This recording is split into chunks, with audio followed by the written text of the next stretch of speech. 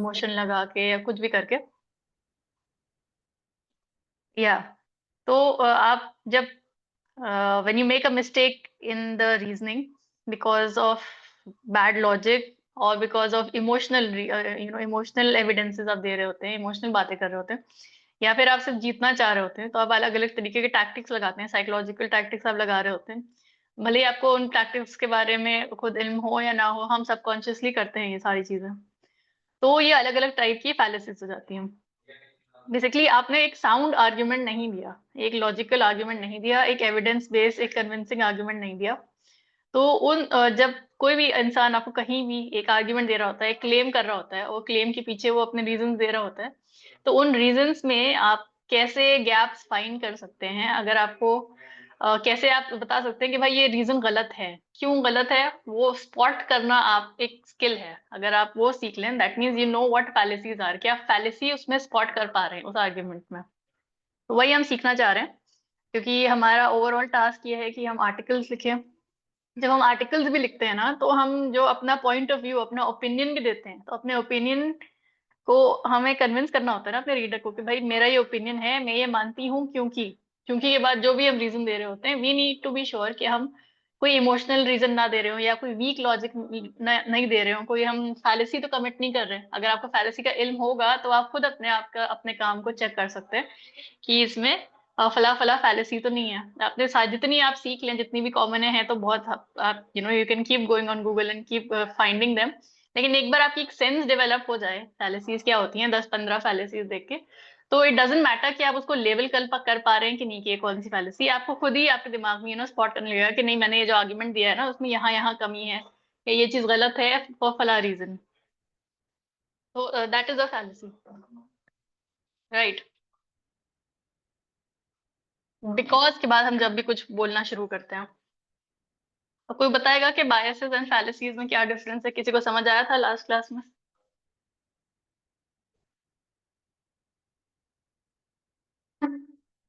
लिखा हुआ है, एनीबॉडी वांट्स टू अटेम्प्ट?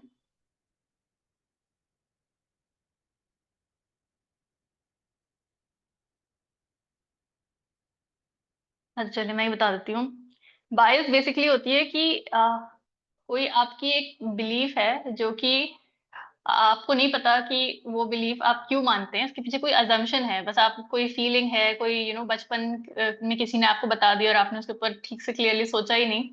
बस आप, एक झुकाव है किसी एक चीज के फेवर में या उसके अगेंस्ट, और उसके पीछे कोई रीजंस नहीं होती। तो ये आपकी बायस होती है, ये आपके थिंकिंग एरर होता है बेसिकली। ये आपकी ऐसी सोच होती है जिसको आपने खुद कभी क्वेश्चन नहीं किया होता, ये आपकी और हैबिट बन जाती है। ओवर टाइम आप फिर उसी पैटर्न में सोचने लगते हैं, ये आपकी बायस होती है। लेकिन फैलेसी होती है कि जब आप विजिबली आप एक आर्ग्यूमेंट दे रहे हो किसी को, उसमें आप जो एरर्स कमिट कर रहे होते हैं, अब उसमें कभी कभी बायस रीजन होता है आपकी फैलेसी के पीछे। लेकिन जैसे हमने देखा कि फैलेसी के पीछे और भी रीजन होते हैं, कि लॉजिक खराब होता है, या आपने कोई एविडेंस मिस आउट कर दिया होता है, या आप कोई मैनिपुलेशन टैक्टिक्स लगा रहे होते हैं, या बेसिकली आपने ठीक से सोचा नहीं होता, तो आप आधा अधूरा एविडेंस दे रहे होते हैं। तो बहुत से रीजंस होते हैं फैलेसी के पीछे, बट काफी लोग बहुत कंफ्यूज हो जाते हैं कि बायस फैलेसी के पीछे क्या, कंफ्यूजन क्या है, मतलब what's the similarity and the difference. तो उसके ऊपर मैंने ये स्लाइड बनाई थी, आई होप आपको क्लियर है। उसके बाद हमने 6-7 फैलेसीज पढ़ी थी। We started with ad hominem. Ad hominem मतलब होता है कि जो इंसान आपको आर्ग्यूमेंट दे रहा हो, उस इंसान की किसी पर्सनल बात को आप अटैक करना शुरू कर दें, और उसकी जो बात है वो आप उसके ऊपर फोकस नहीं कर रहे हैं, इनफैक्ट आप उसकी बात को डिस्क्रेडिट इसलिए करना चाह रहे होते हैं क्योंकि उसके कोई पर्सनल मामलात हैं जो आपको लगता है कि खराब है। बेसिकली उस इंसान की क्रेडिबिलिटी डाउन कर रहे होते हैं।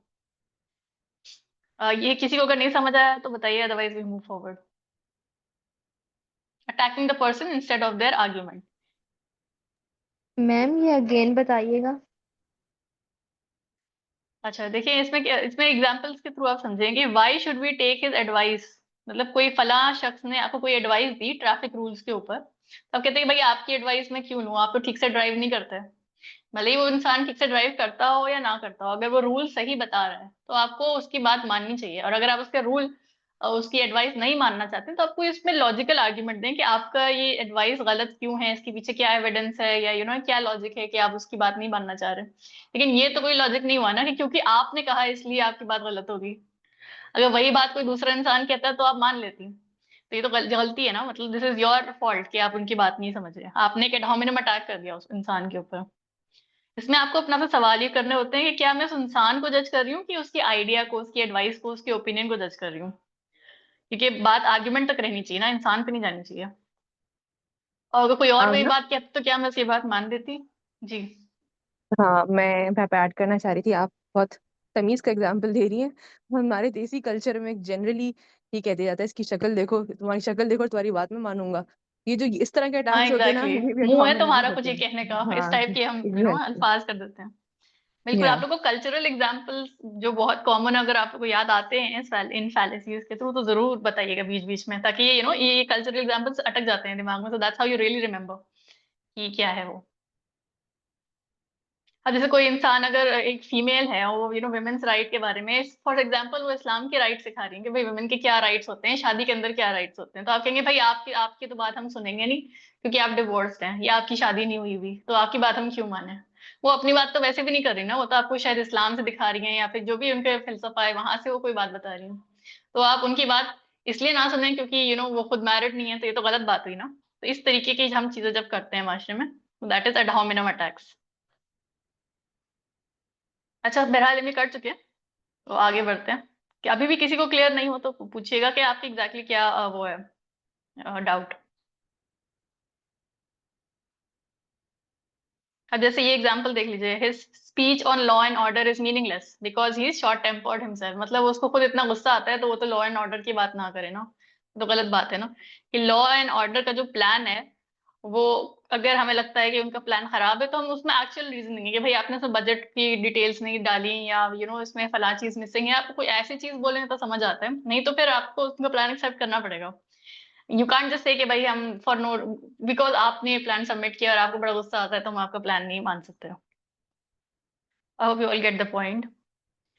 अच्छा, ये तो फिर हम इसमें ही रह जाएंगे, ये हम कर चुके थे सारी की सारी। स्ट्रॉ मैन नहीं होता है कि सामने वाले ने जो आर्ग्यूमेंट दिया है उसको कोई एक वर्ड से आपको कोई ट्रिगर लग गया, या उसके वर्ड की मीनिंग आपको ठीक से या तो आती नहीं है, या तो आप जान के सामने वाले को डिस्क्रेडिट करने के लिए उसकी मीनिंग को बहुत ज्यादा एग्जैजरेट कर देते हैं या बहुत ज्यादा अंडर प्ले कर देते हैं, ताकि उस बंदे ने जो भी बात कही है वो बात इस तरीके से आप ट्विस्ट कर दें कि वो बात कुछ और ही बन जाए, और फिर वो बात आप जो बनाते हैं वो बात इतनी बुरी होती है कि उसको अटैक करना बहुत आसान होता है, तो फिर आप उसको अटैक करके सामने वाले को डिस्क्रेडिट कर रहे होते हैं। जैसे she asked for better security in school. अब इसका मतलब आपने ये ड्राइव कर लिया, अच्छा तो वो चाहती हैं कि यहाँ पे मिलिट्री टैंक बाहर आके क्लास के बाहर खड़ी होना शुरू हो जाए।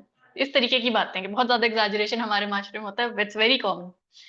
तो इसके आप हम मैंने स्लाइड शेयर की हुई है, बहुत से एग्जांपल्स हैं, हम सारे डिस्कस कर चुके थे लास्ट क्लास में, तो गो थ्रू ऑल दिस। पर मैं सिर्फ सरसरी एक नजर दौड़ा रही हूँ जब तक बाकी लोग ज्वाइन कर रहे हैं, कि मसला ट्विस्टिंग पता क्या समबडीज है? आर्ग्यूमेंट। जी। मसला ये है कि लोग जो करते हैं वो उनको पता ही नहीं होता कि हम ये कर रहे हैं, और उनको समझाना भी बहुत मुश्किल होता है। जी, बट आप जब आप सीख जाए ना तो एटलीस्ट आप खुद हम्म। अपने आप को करना शुरू रोकना शुरू कर सकती हैं, और जब आपको दूसरों में भी दिखना शुरू हो जाएगा कि भाई अच्छा, अगर इस फला शख्स ने इस बंदे की बात गलत समझी है तो क्यों हम्म। गलत समझी है, यू कैन एक्सप्लेन कि भाई देखिए उनका मतलब ओके। आप स्टील मैनिंग कर सकती हैं। स्ट्रॉ मैनिंग का ऑपोजिट होता है स्टील मैनिंग, कि आप समझाएं उनको कि नहीं नहीं उन्होंने ये नहीं कहा, उन्होंने ये कहा, उनका मतलब ये था, आपने इस बात का ये मतलब ले लिया। मतलब आपका सही। आइडिया तो ये है ना कि आप खुद सीखें और फिर दूसरों को सिखाएं, और इस तरीके से सिखाएं, इस लैंग्वेज में सिखाएं कि उनको समझ आ जाए बात कि कहाँ पे वो गलत कर रहे हैं। पहले तो खुद गलत करना छोड़े ना हम। हम्म। पहले तो अपने ऊपर ही काम होता है, तभी आपको दूसरे की सिचुएशन भी समझ आती है। मगर ये है कि जो ये कर रहे होते हैं, अनफॉर्चुनेटली अवेयरनेस नहीं होती। बिल्कुल, और हम जब awareness is the first step कहते हैं ना, diagnosis is the first hmm. Step toward solution. अब जैसे ही नया कॉन्सेप्ट सीखते हैं ना और क्लैरिटी के साथ आपके जहन में वो कॉन्सेप्ट बैठ जाता है ना, तो आपका दिमाग ऑटो मोड में खुद ब खुद आपको बार बार रिमाइंडर्स देने लगता है कि भाई अच्छा हम्म। ये चीज फिर से ट्रिगर करता है कि नहीं नहीं ये तो मुझे पता है कि मैंने गलत किया, और क्यों गलत किया, इसके पीछे एक नाम भी है, एक लेबल भी मैंने सीखा है कि इसको स्ट्रॉमैन कहते हैं, इसको एड होमिनम कहते हैं। तो आप ये स्लाइड ऑटोमेटिकली में मिल फर्स्ट जाएंगे? टाइम। जी, स्लाइड मैंने ऑलरेडी शेयर की हुई है ओह ग्रुप ओके, पे। सॉरी। एक बात ठीक। मैं जी जी। यहाँ पे ऐड कर दूं, आमना, अस्सलाम वालेकुम। वालेकुम सलाम जी रम। मैं सिर्फ यहाँ पे एक ही ऐड करूंगी कि फैलेसीज बाइसनेस आपको दिख भी जाते हैं, लेकिन इनको आंसर करने के लिए ना आपको इमोशनली इंटेलिजेंट होना पड़ता है। यानी कि अपने इमोशंस को काबू में रखें। Only then your mind will work, वरना आईक्यू ड्रॉप कर जाएगा। ठीक है, आईक्यू ड्रॉप होता है तो फिर हाँ, आपका तो मन नहीं काम कर रहा होता। आपको मतलब कि आपको हिकमत की स्ट्रैटेजी जरूरत होती बनानी होती है ना। बिल्कुल हाँ हिकमत, क्योंकि सामने वाले को कैसे समझाना है उसके लिए थोड़ी सी हिकमत, थोड़ी सी स्ट्रैटेजी आपको लगानी पड़ेगी कि फलां शख्स अभी किस इमोशन के अंदर आया हुआ है, इसमें वो मेरी बात सुनेगा कि नहीं, कि शुड आई वेट के कोई दूसरे ओकेजन में किसी दूसरी तरीके से किसी दूसरे अप्रोच के साथ उसको समझाया जाए।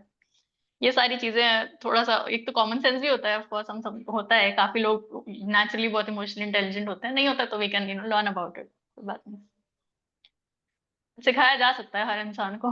एटलीस्ट इतना तो हो कि आप मतलब वो समझ जाए आपकी बात क्या है, भले ही वो मानना चाहे कि नहीं, उसको उसके ऊपर अमल करना चाहे कि नहीं, वो आपका काम वैसे भी नहीं है, आपको सिर्फ उनको सही बात इस तरीके से बताना है कि वो समझ जाए कि क्या पॉइंट क्या है आपका।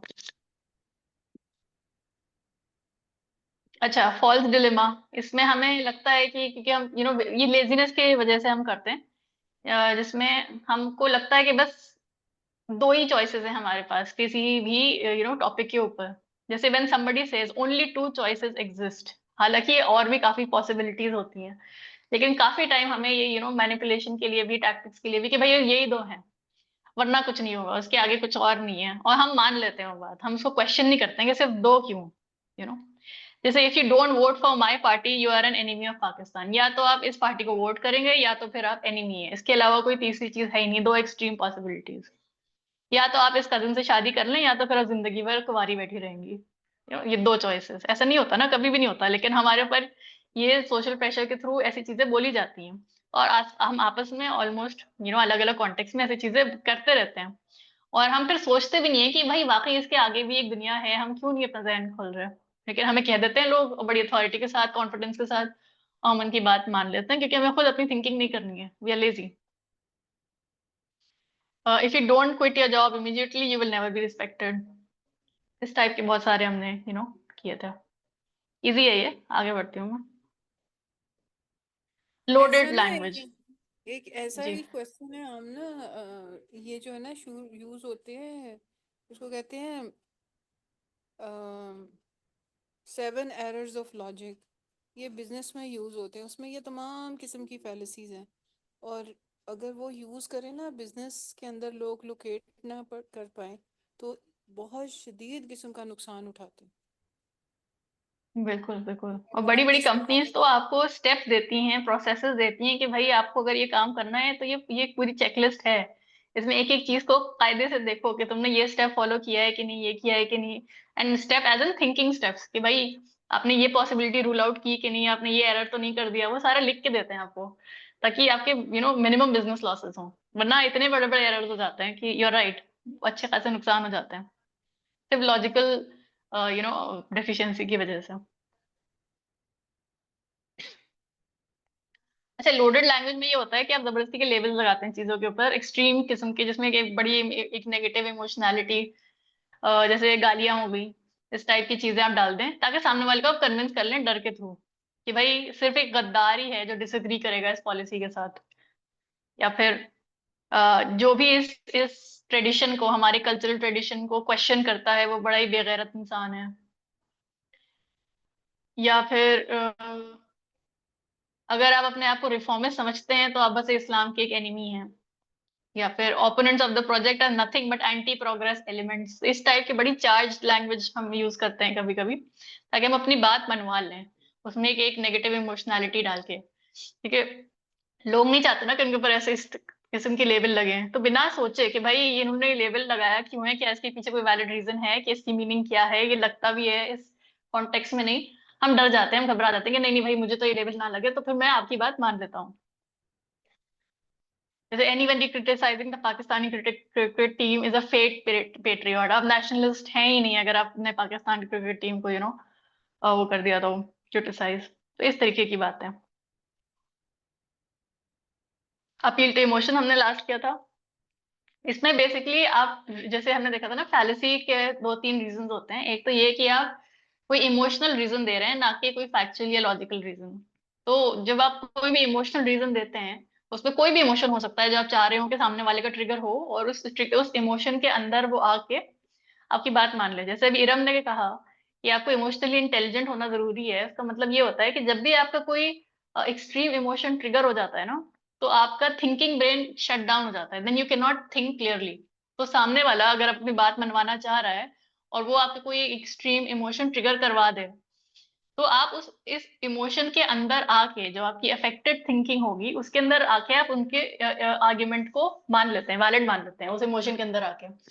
उसने आपका गिल्ट ट्रिगर करा दिया, या आपकी सेंस ऑफ प्राइड ट्रिगर करा दी, या फियर ट्रिगर करा दिया, instead of giving you actual facts कि क्यों आपको उसकी बात माननी चाहिए, तो उस फेक इमोशन के अंदर आके आप उसकी बात मान लेते हो। और ये सबसे ज्यादा यूज किया गई फैलेसी है, जो हम खुद आपस में भी यूज करते हैं, और ये बड़ी बड़ी पॉलिटिकल डिबेट्स में, न्यूज चैनल्स में, और मैं सिर्फ पाकिस्तानी और इंडियन न्यूज चैनल की बात नहीं कर रही हूँ।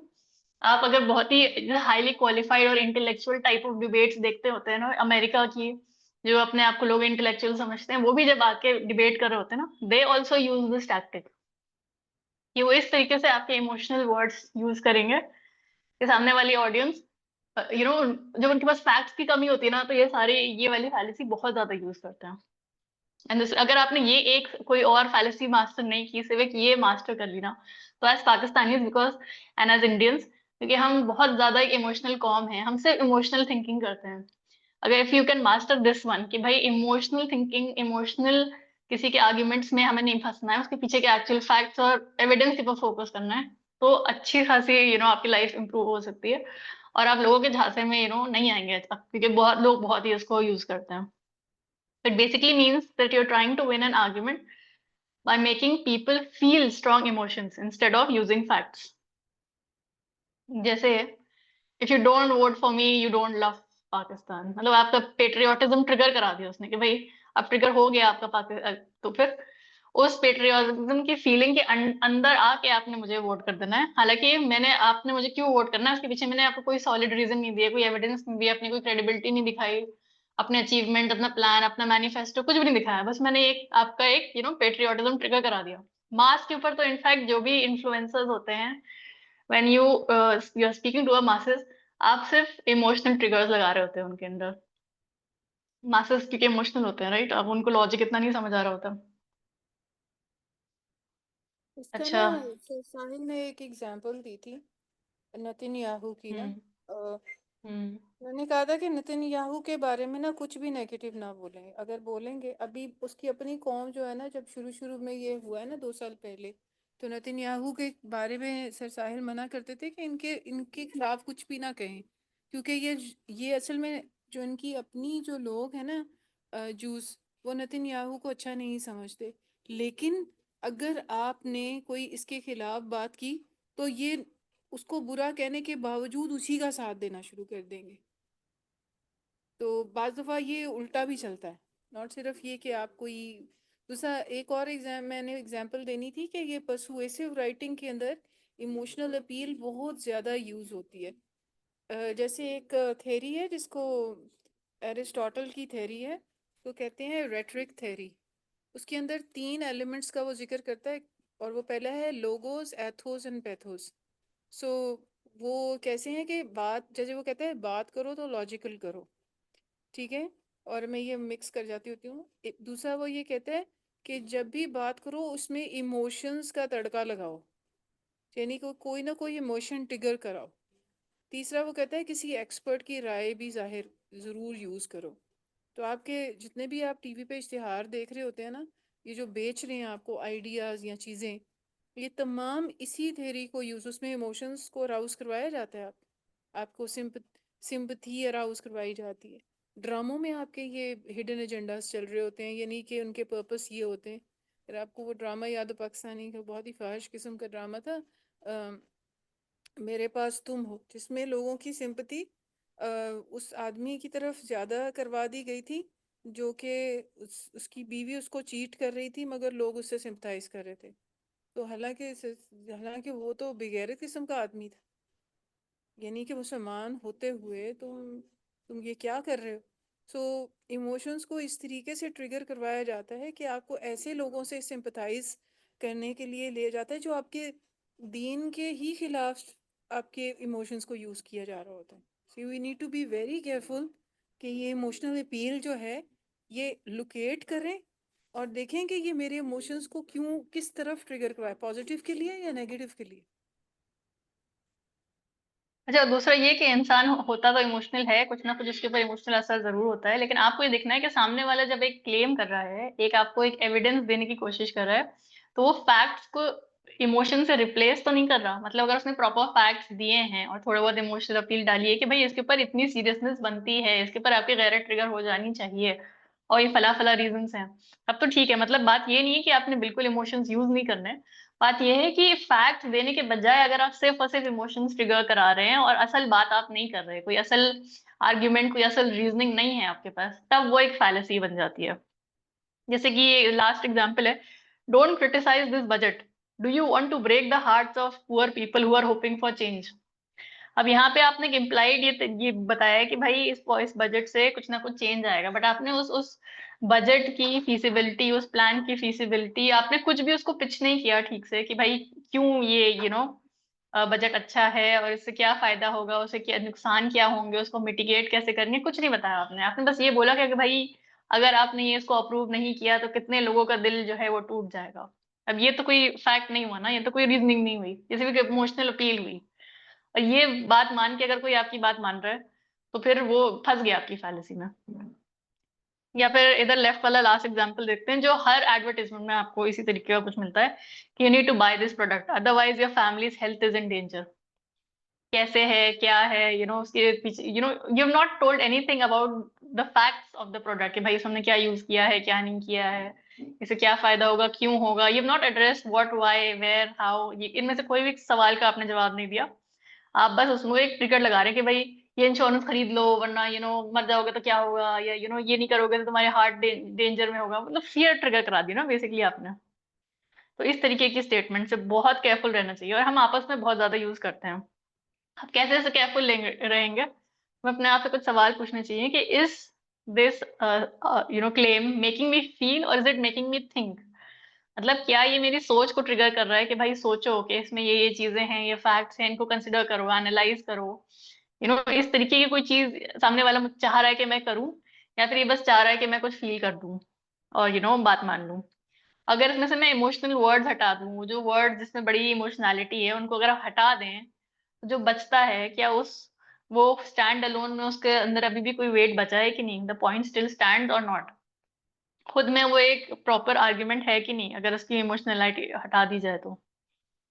और तीसरा सवाल आपको खुद से ये पूछना है कि am I letting feelings ओवरवे facts. क्या मैं अपने फीलिंग्स को ज्यादा वजन दे रही हूँ फैक्ट्स के ऊपर, क्या मैं फैक्ट्स को डिसरिगार्ड कर रही हूँ, फियर में आके, प्राइड में आके, गिल्ट में आके, एम्बैरेसमेंट में आके, सिंपैथी के अंदर तो नहीं कर रही मैं कोई चीज. अच्छा, सारे एग्जांपल्स एक बार गो थ्रू कर लेते हैं. If you don't vote for me you don't love Pakistan. ये तो कोई लॉजिकल रीजन नहीं हुआ ना. लव लव आपने डाल दिया. अब लव तो बड़ा ही सब्जेक्टिव सा रीजन है, इमोशन है. अब कैसे आप प्रूव करेंगे कि पाकिस्तान का love is equal to voting. उसके पीछे कोई रीजन नहीं दी, कोई आर्गुमेंट नहीं दिया, बस ऐसे ही आपने ट्रिगर करा दिया, लव पेट्रियोटिज्म ट्रिगर करा दिया. How can you disagree with this plan, think of the poor children. मतलब हो सकता है किसी ने कोई चैरिटी वाला प्लान किया हो या कोई भी, उसके पीछे हो सकता है कोई करप्शन हो या ना हो, या उसकी आपने फीजिबिलिटी नहीं बताई. सामने वाले को आप बेसिकली क्रिटिसाइज करें कि आपने डिसएग्री कर कैसे लिया, आपने सोचा क्यों नहीं लोगों के बारे में, बच्चों के बारे में. हालांकि हो सकता है कोई वैलिड रीजन हो उसका. अच्छा, anybody who cares about Islam must support this project. Our cricket team deserves praise no matter what. Think of how hard they train for the nation. ये तो कोई मकसद नहीं है ना, सारी क्रिकेट टीम्स ही ट्रेन करती हैं अपने अपने नेशन के लिए. तो भले ही वो बुरी परफॉर्मेंस दें या वो लेथार्जी दिखाएं या लेजीनेस करें, कुछ भी करें, हम उनको प्रेज ही करते रहेंगे क्या. लेकिन कोई आपको कहे कि नहीं नहीं हमें तो बस हमेशा ही प्रेज करना ही है, तारीफ ही करते रहेंगे हम हमेशा, क्योंकि उन्होंने कितनी मेहनत की है. जी, कोई कुछ बोल रहा है. माइक्स देख लें आप लोग, माइक्स देख लें. तो ये हो चुका था. आज हमें व्हाट अबाउटिज्म से शुरू करना था. अच्छा, व्हाट अबाउटिज्म क्या होता है? व्हाट अबाउटिज्म, माइक किसका ऑन है एक बार Who is the co-host? Somebody please Usma check. कैसर, हाँ इसका था जी। आप म्यूट कर दें उनको. अब हो गया है वो, हम अगर होस्ट को होस्ट बनाना चाहें तो मुझे बना दें। नया आप देख लें, मैं देख नहीं पा रही वो लिस्ट अभी. नया है ना? अच्छा चलिए आप चलें. कंटिन्यू कर दें। व्हाट. जी जी. Whataboutism. व्हाट अबाउटिज्म होता है कि आपको कोई इंसान क्रिटिसाइज कर रहा है और अपने ऊपर ब्लेम लेने के बजाय, अपने आप से ब्लेम हटाने के बजाय आप किसी और इंसान के ऊपर ब्लेम डालते हो जो जिसने भी हो सकता है ऐसी हरकत की हो, ताकि आपके ऊपर से ब्लेम की अटेंशन शिफ्ट होके किसी और के ऊपर चली जाए और आप बच जाएं चुपचाप. Deflecting by pointing at others. Basically dismissing criticism by pointing out another problem instead of addressing the issue. अच्छा. जैसे कि भाई आपने पार्क में गंद फैला दिया है, आपने गार्बेज फेंक दिया है, तो सामने वाले आपको रिस्पॉन्ड करे कि भाई तुम भी तो गार्बेज फेंकते हो. भाई सामने वाले के गार्बेज फेंकने से गार्बेज फेंकना ठीक तो नहीं हो गया ना. आपने जो किया वो आपके जिम्मे है, जो सामने वाला कर रहे हो उसके जिम्मे है. और ये ऐसे हम रोजमर्रा के आपस में सिबलिंग्स में, मियाँ बीवी में, घर में, ऑफिस में, हर जगह यही करते रहते हैं कि भाई तुम भी तो करते हो, या फला ने भी तो किया, और उसके उसका क्या, वो भी तो कर रहा है. जैसे जैसे you are late for work, it's like well the boss also comes late sometimes. तो ये जस्टिफिकेशन तो नहीं है ना कि कोई और भी गलत कर रहा है तो मैं भी गलत कर सकता हूँ. अल्लाह के सामने तो नहीं चलेगी ना ये बात. हर किसी को अपना अपना देना है हिसाब. जब अल्लाह के सामने नहीं चलेगी तो यहाँ पे हम क्यों इस जस्टिफिकेशन को चलाने की कोशिश करते हैं. हम तो नहीं बचेंगे. अल्लाह के सामने तो नहीं कह सकते कि भाई मेरी बहन भी कर रही थी तो मैंने भी कर लिया. Doesn't work. आमना आपने एक बहुत दिस छोटी सी पॉलिटिक. प्यारी सी अच्छी बात की है कि सिबलिंग्स, बच्चे छोटे होते हैं ना, वो जनरली यही आपको लॉजिकल वो दे रहे होते हैं, रीजनिंग, कि भाई भी तो करता है, वो भी तो बिल्कुल. करता है, तो उसके बाद उनको करेक्ट कर देना जो होता है ना, वो यकीनन उनको इस बात की तरफ लाएगा कि वो रीजनिंग फिर करना सीखेंगे। बिल्कुल वो गलत कर रहा है तो भाई उसको भी रोको ना. तुम क्यों उससे मुतासर होकर खुद भी कर रहे हो. you know? तो this political party is corrupt. अब इसका जवाब आपने क्या दिया है, but the other party also stole even more. वो भी तो करप्ट है, तो मतलब हमारा करप्ट होना कोई बड़ी बात नहीं है, हम भी हो सकते हैं. लाइक जैसे अलाउंस मिल गया आपको क्योंकि कोई और किसी और ने भी कर दिया. अब जैसे when asked about women's safety, the leader replied, "What about Western countries where crimes also happen?" मतलब हम आपसे पूछ रहे हैं कि आपने क्या किया वुमेन की सेफ्टी के लिए. आप इतने बड़े लीडर हैं, इलेक्टेड लीडर हैं, तो आप ये कह रहे हैं कि भाई अमेरिका में भी तो लोग सेफ नहीं है. तो ये क्या मतलब हुआ. आपने डिफ्लेक्ट कर दिया ना. बेसिकली आप चाह रहे हैं कि वो पॉइंट से हट के किसी और के ऊपर अटेंशन चली जाए और उसकी वजह से आपको फ्री चिट मिल जाए. The government was criticized for poor education and they answered, but other countries also struggle with literacy. मतलब हम पुअर हैं तो क्या हो गया, दूसरे को भी देखो, वो भी तो क्रिटिसाइज, वो भी स्ट्रगल कर रहे हैं भले किसी और चीज से. लिटरेसी कम है उनकी. हम यहाँ पे तो हम भी, हमारी एजुकेशन बुरी है तो क्या हो गया. या फिर instead of explaining rising fuel prices the article asked what about India's inflation. मतलब हम पाकिस्तान के फ्यूल प्राइसेस बढ़ने के ऊपर बात कर रहे हैं और आपने जवाब में ये कह रहे हैं कि भाई इंडिया का इन्फ्लेशन तो देखो. बेसिकली आप क्यों, आप हाउ कैन यू इंश्योर कि आप अपने आर्टिकल्स में, आप अपने बातचीत में ये एरर ना करें. You have to ask yourself कि does this answer the original problem या फिर it is just deflecting blame. जो ओरिजिनल प्रॉब्लम कही गई है आपको, उसका सोल्यूशन निकल रहा है कि नहीं, या फिर सिर्फ आप डिफ्लेक्ट कर रहे हैं किसी और के ऊपर ब्लेम. और अगर दूसरे लोग भी रॉन्ग हैं, गलत चीज कर रहे हैं, तो क्या उससे आपका केस एक्सक्यूज हो जाता है कि आप सही हो जाते हैं कि सामने वाले भी गलत कर रहे हैं तो. और तीसरा ये जो सबसे बड़ी बात जिसकी वजह से हम ये करते हैं कि am I protecting my self image instead of fixing the issue. Accountability लेनी पड़ती है ना, हमें ओनरशिप लेनी पड़ती है. भाई मैंने वाकई कोई बुरा काम किया, ये बात मानना बहुत मुश्किल और बहुत तकलीफदेह चीज होती है. हम इंस्टेड चाहते हैं कि भाई हमारी सेल्फ इमेज बच जाए. Mics mics please. हमने कोई चीज गलती की है तो उसको फिक्स करेंगे, सॉरी बोलेंगे, अब मानेंगे, लेकिन वो करने के बजाय हम बस अपनी सेल्फ इमेज को प्रोटेक्ट करने पे लगे होते हैं. इसलिए हम ये फैलेसी करते हैं, बहुत आस करते हैं इसके एग्जांपल्स हैं, don't criticise my driving, others break signals too. मतलब दूसरे लोग भी सिग्नल ब्रेक कर रहे हैं तो अब मेरी ड्राइविंग को आप ना करें क्रिटिसाइज. जी. Why worry about corruption in Pakistan when America is also corrupt. या फिर बच्चे से पूछा जाए you didn't finish your homework, तो वो कहता है कि भाई Ali, what about Ali, he didn't do his homework either. Teachers को कहते हैं ना हम लोग स्कूल में बहुत ज्यादा। या अब इसी को हम कैसे सही तरीके से लिख सकते हैं, या सही रीजनिंग, सही थिंकिंग क्या होनी चाहिए कि भाई my driving should be safe regardless of others mistakes. या फिर corruption is Pakistan needs solution even if other countries also face it, मतलब दोनों का आपस में ताल्लुक नहीं है, तो जो प्रॉब्लम है उसके ऊपर रहे। Ali also missed homework but I should complete mine. इस तरीके से आप उसको सही लिख सकते हैं। इसमें किसी को कोई सवाल, ये इजी था? किसी को कोई कॉमन एग्जांपल्स याद आ रहे हैं जैसे अभी सहर ने बताया बच्चों का?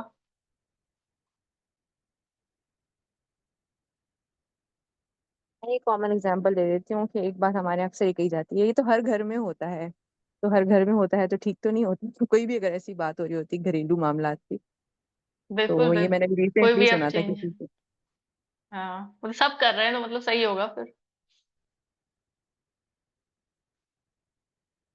चलिए आगे बढ़ते हैं। रेड हेरिंग, अभी रेड हेरिंग आइडियली हम लोग को नहीं समझ आता, this is very difficult for us to understand, ऐसा मुझे बताया गया है। लेकिन देखा जाए तो ये व्हाट अबाउटिज्म के आसपास ही है कि भाई जो आपसे प्रॉब्लम एड्रेस की गई है वहां से आपने किसी ना किसी तरीके से फोकस हटवाना है सामने वाले का। अच्छा, व्हाट अबाउटिज्म में आप कहते हैं आप फोकस हटा के किसी दूसरे ऐसे इंसान पे फोकस डलवाने की कोशिश करते हैं जो वही हरकत कर रहा है जो आपने की है, ताकि आपकी सेल्फ इमेज बच जाए और आप जस्टिफाई कर लें अपना एक्शन। रेड हेरिंग में क्या होता है कि आप टॉपिक को ही चेंज कर देते हैं, मतलब किसी दूसरा इंसान जो सेम चीज कर रहा है उसके ऊपर नहीं जाएंगे, आप कोई नया टॉपिक ले आएंगे और बड़ी कनिंगनेस के साथ और बड़ी अपने फ्लेयर के साथ आप टॉपिक को शिफ्ट कर देते हैं, ताकि कॉन्वर्सेशन उस टॉपिक से हट जाए, वहां से फोकस हट जाए। यहाँ पे भी आपका मकसद यही होता है कि डिस्ट्रैक्ट कर दो भाई टॉपिक से, और कोई ऐसे पॉइंट ले आओ, कोई ऐसा टॉपिक इंट्रोड्यूस कर दो जो इररेलेवेंट है आपके ओरिजिनल टॉपिक से। तो distracting with irrelevant points, bringing up something irrelevant to distract from the main issue।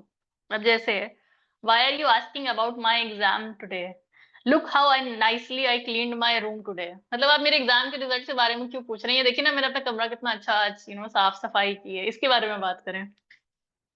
या फिर don't talk about inflation, let's talk about how patriotic a cricket team है, छोड़े ना इन्फ्लेशन के बारे में क्या रखा है, ये देखे ना हमारी पाकिस्तान टीम कितनी अच्छी परफॉर्म कर रही है। ये हमारे बाय द वे पॉलिटिशियंस बहुत ज्यादा करते हैं। आप उनसे कोई ऐसा डायरेक्ट सवाल, जर्नलिज्म उनसे पूछते हैं ऐसा सवाल, बड़ा पॉइंटेड सा स्पेसिफिक टॉपिक के ऊपर बात होती है और वो घुमा के किसी और टॉपिक पे ले जाते हैं, और आप कह रहे हैं कि मैंने तुमसे बात नहीं की, बट वो ले जाते हैं, वो इनको महारत हासिल होती है ये ये हरकत करने में, बिकॉज उनके पास जवाब नहीं होते ना। ये अगली बार जब आप टीवी देखेंगे तो इस पॉइंट को जरूर नोट करिएगा कि किस कदर और किस लेवल पे रेड हेरिंग प्रैक्टिस होती है हमारे माशरे में। और हम खुद भी चलते चले जाते हैं कि हाँ अच्छा चलो ये टॉपिक था, अब दूसरे पे आ गए, तीसरे आ गए, हम खुद ही नहीं नोटिस कर रहे थे कि यहाँ पे टॉपिक हमने चेंज हो गया है। और वी नॉट कॉन्शियसली रजिस्टरिंग कि भाई ये तो हमें डिस्ट्रैक्ट कर दिया गया है मेन इशू से और बात कहीं और चली गई है। तो you are complaining about traffic, at least we don't have floods like other countries, और ये पाकिस्तान का नहीं कहीं और का है बिकॉज पाकिस्तान में फ्लड्स होती हैं, बट लाइक या कि भाई ट्रैफिक की क्या कंप्लेन करनी है, ये देखो ना हमारे यहाँ फ्लड्स नहीं हो रही या हमारे यहाँ ये फला चीज नहीं हो रही। मतलब नेगेटिव पॉइंट को छोड़ ही दो, सिर्फ पॉजिटिव पे फोकस करो, वो भी कोई अनरिलेटेड पॉइंट जो आपके जो नेगेटिव पॉइंट जो आपने इशू रेस किया है जिसका सोल्यूशन आपको चाहिए उस सोल्यूशन से हट जाए, उसके ऊपर बात ही ना करें। जैसे the opposition raise concerns about corruption, instead of answering the minister spoke about foreign conspiracies, topic ही चेंज हो गया। When asked about pollution, the officer started praising Pakistan's beautiful mountains. Yeah, instead of discussing rising electricity bills, the article focused on the importance of national unity. अच्छा, जब हम अपने articles देखते हैं, जो आप लोग ने आर्टिकल्स लिखे होंगे, जरा देखिएगा कि अक्सर when we read your articles हम देखते हैं कि आपने एक पॉइंट से शुरू किया, आपका एक टॉपिक सेंटेंस जैसे इरम बताती है कि ये टॉपिक है, इस बाउंड्री के अंदर आपको रखना होता है अपना आर्टिकल, बट हमारे आर्टिकल्स हम शुरू कहीं कहीं से करते हैं और कहीं ना कहीं वो टॉपिक हट के कहीं और चला जाता है, फिर वो कहीं और चला जाता है, फिर वो कहीं और चला जाता है, तो बेसिकली आप जब उसका जिस्ट निकालने की कोशिश करते हैं कि आप एग्जैक्टली किस बारे में बात कर रहे हैं। We go with the flow, हमारे इमोशंस कभी इधर चले जाते हैं, कभी उधर चले जाते हैं, और इसी तरीके से हम लिखना शुरू कर देते हैं। तो हम खुद ही इतनी सारी रेड हेरिंग डालते हैं।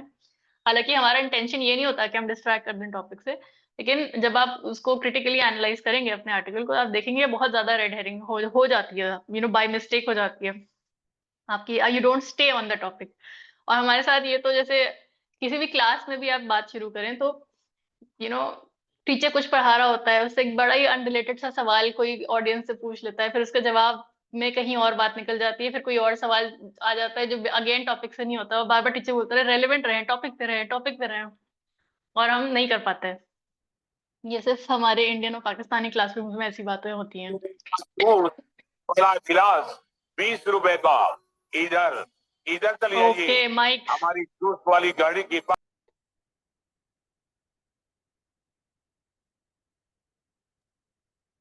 तो बेसिकली आपको सवाल अपने आप से ये पूछना होता है कि ये जो नया पॉइंट आ गया है, किसी ने बीच में सवाल कर दिया है या टॉपिक को डिस्ट्रैक्ट कर दिया है, ये ओरिजिनल सवाल के जवाब दे रहा है कि नहीं दे रहा, या ओरिजिनल प्रॉब्लम को एड्रेस कर रहा है कि नहीं। और अगर इसको मैं इग्नोर कर दूं, ये जो नया पॉइंट आया है, तो जो हमारा मेन इशू है वो अभी भी वैसे के वैसे खड़ा है, या फिर उसका कोई सोल्यूशन निकल आया है। Am I paying attention to what is vivid, not relevant?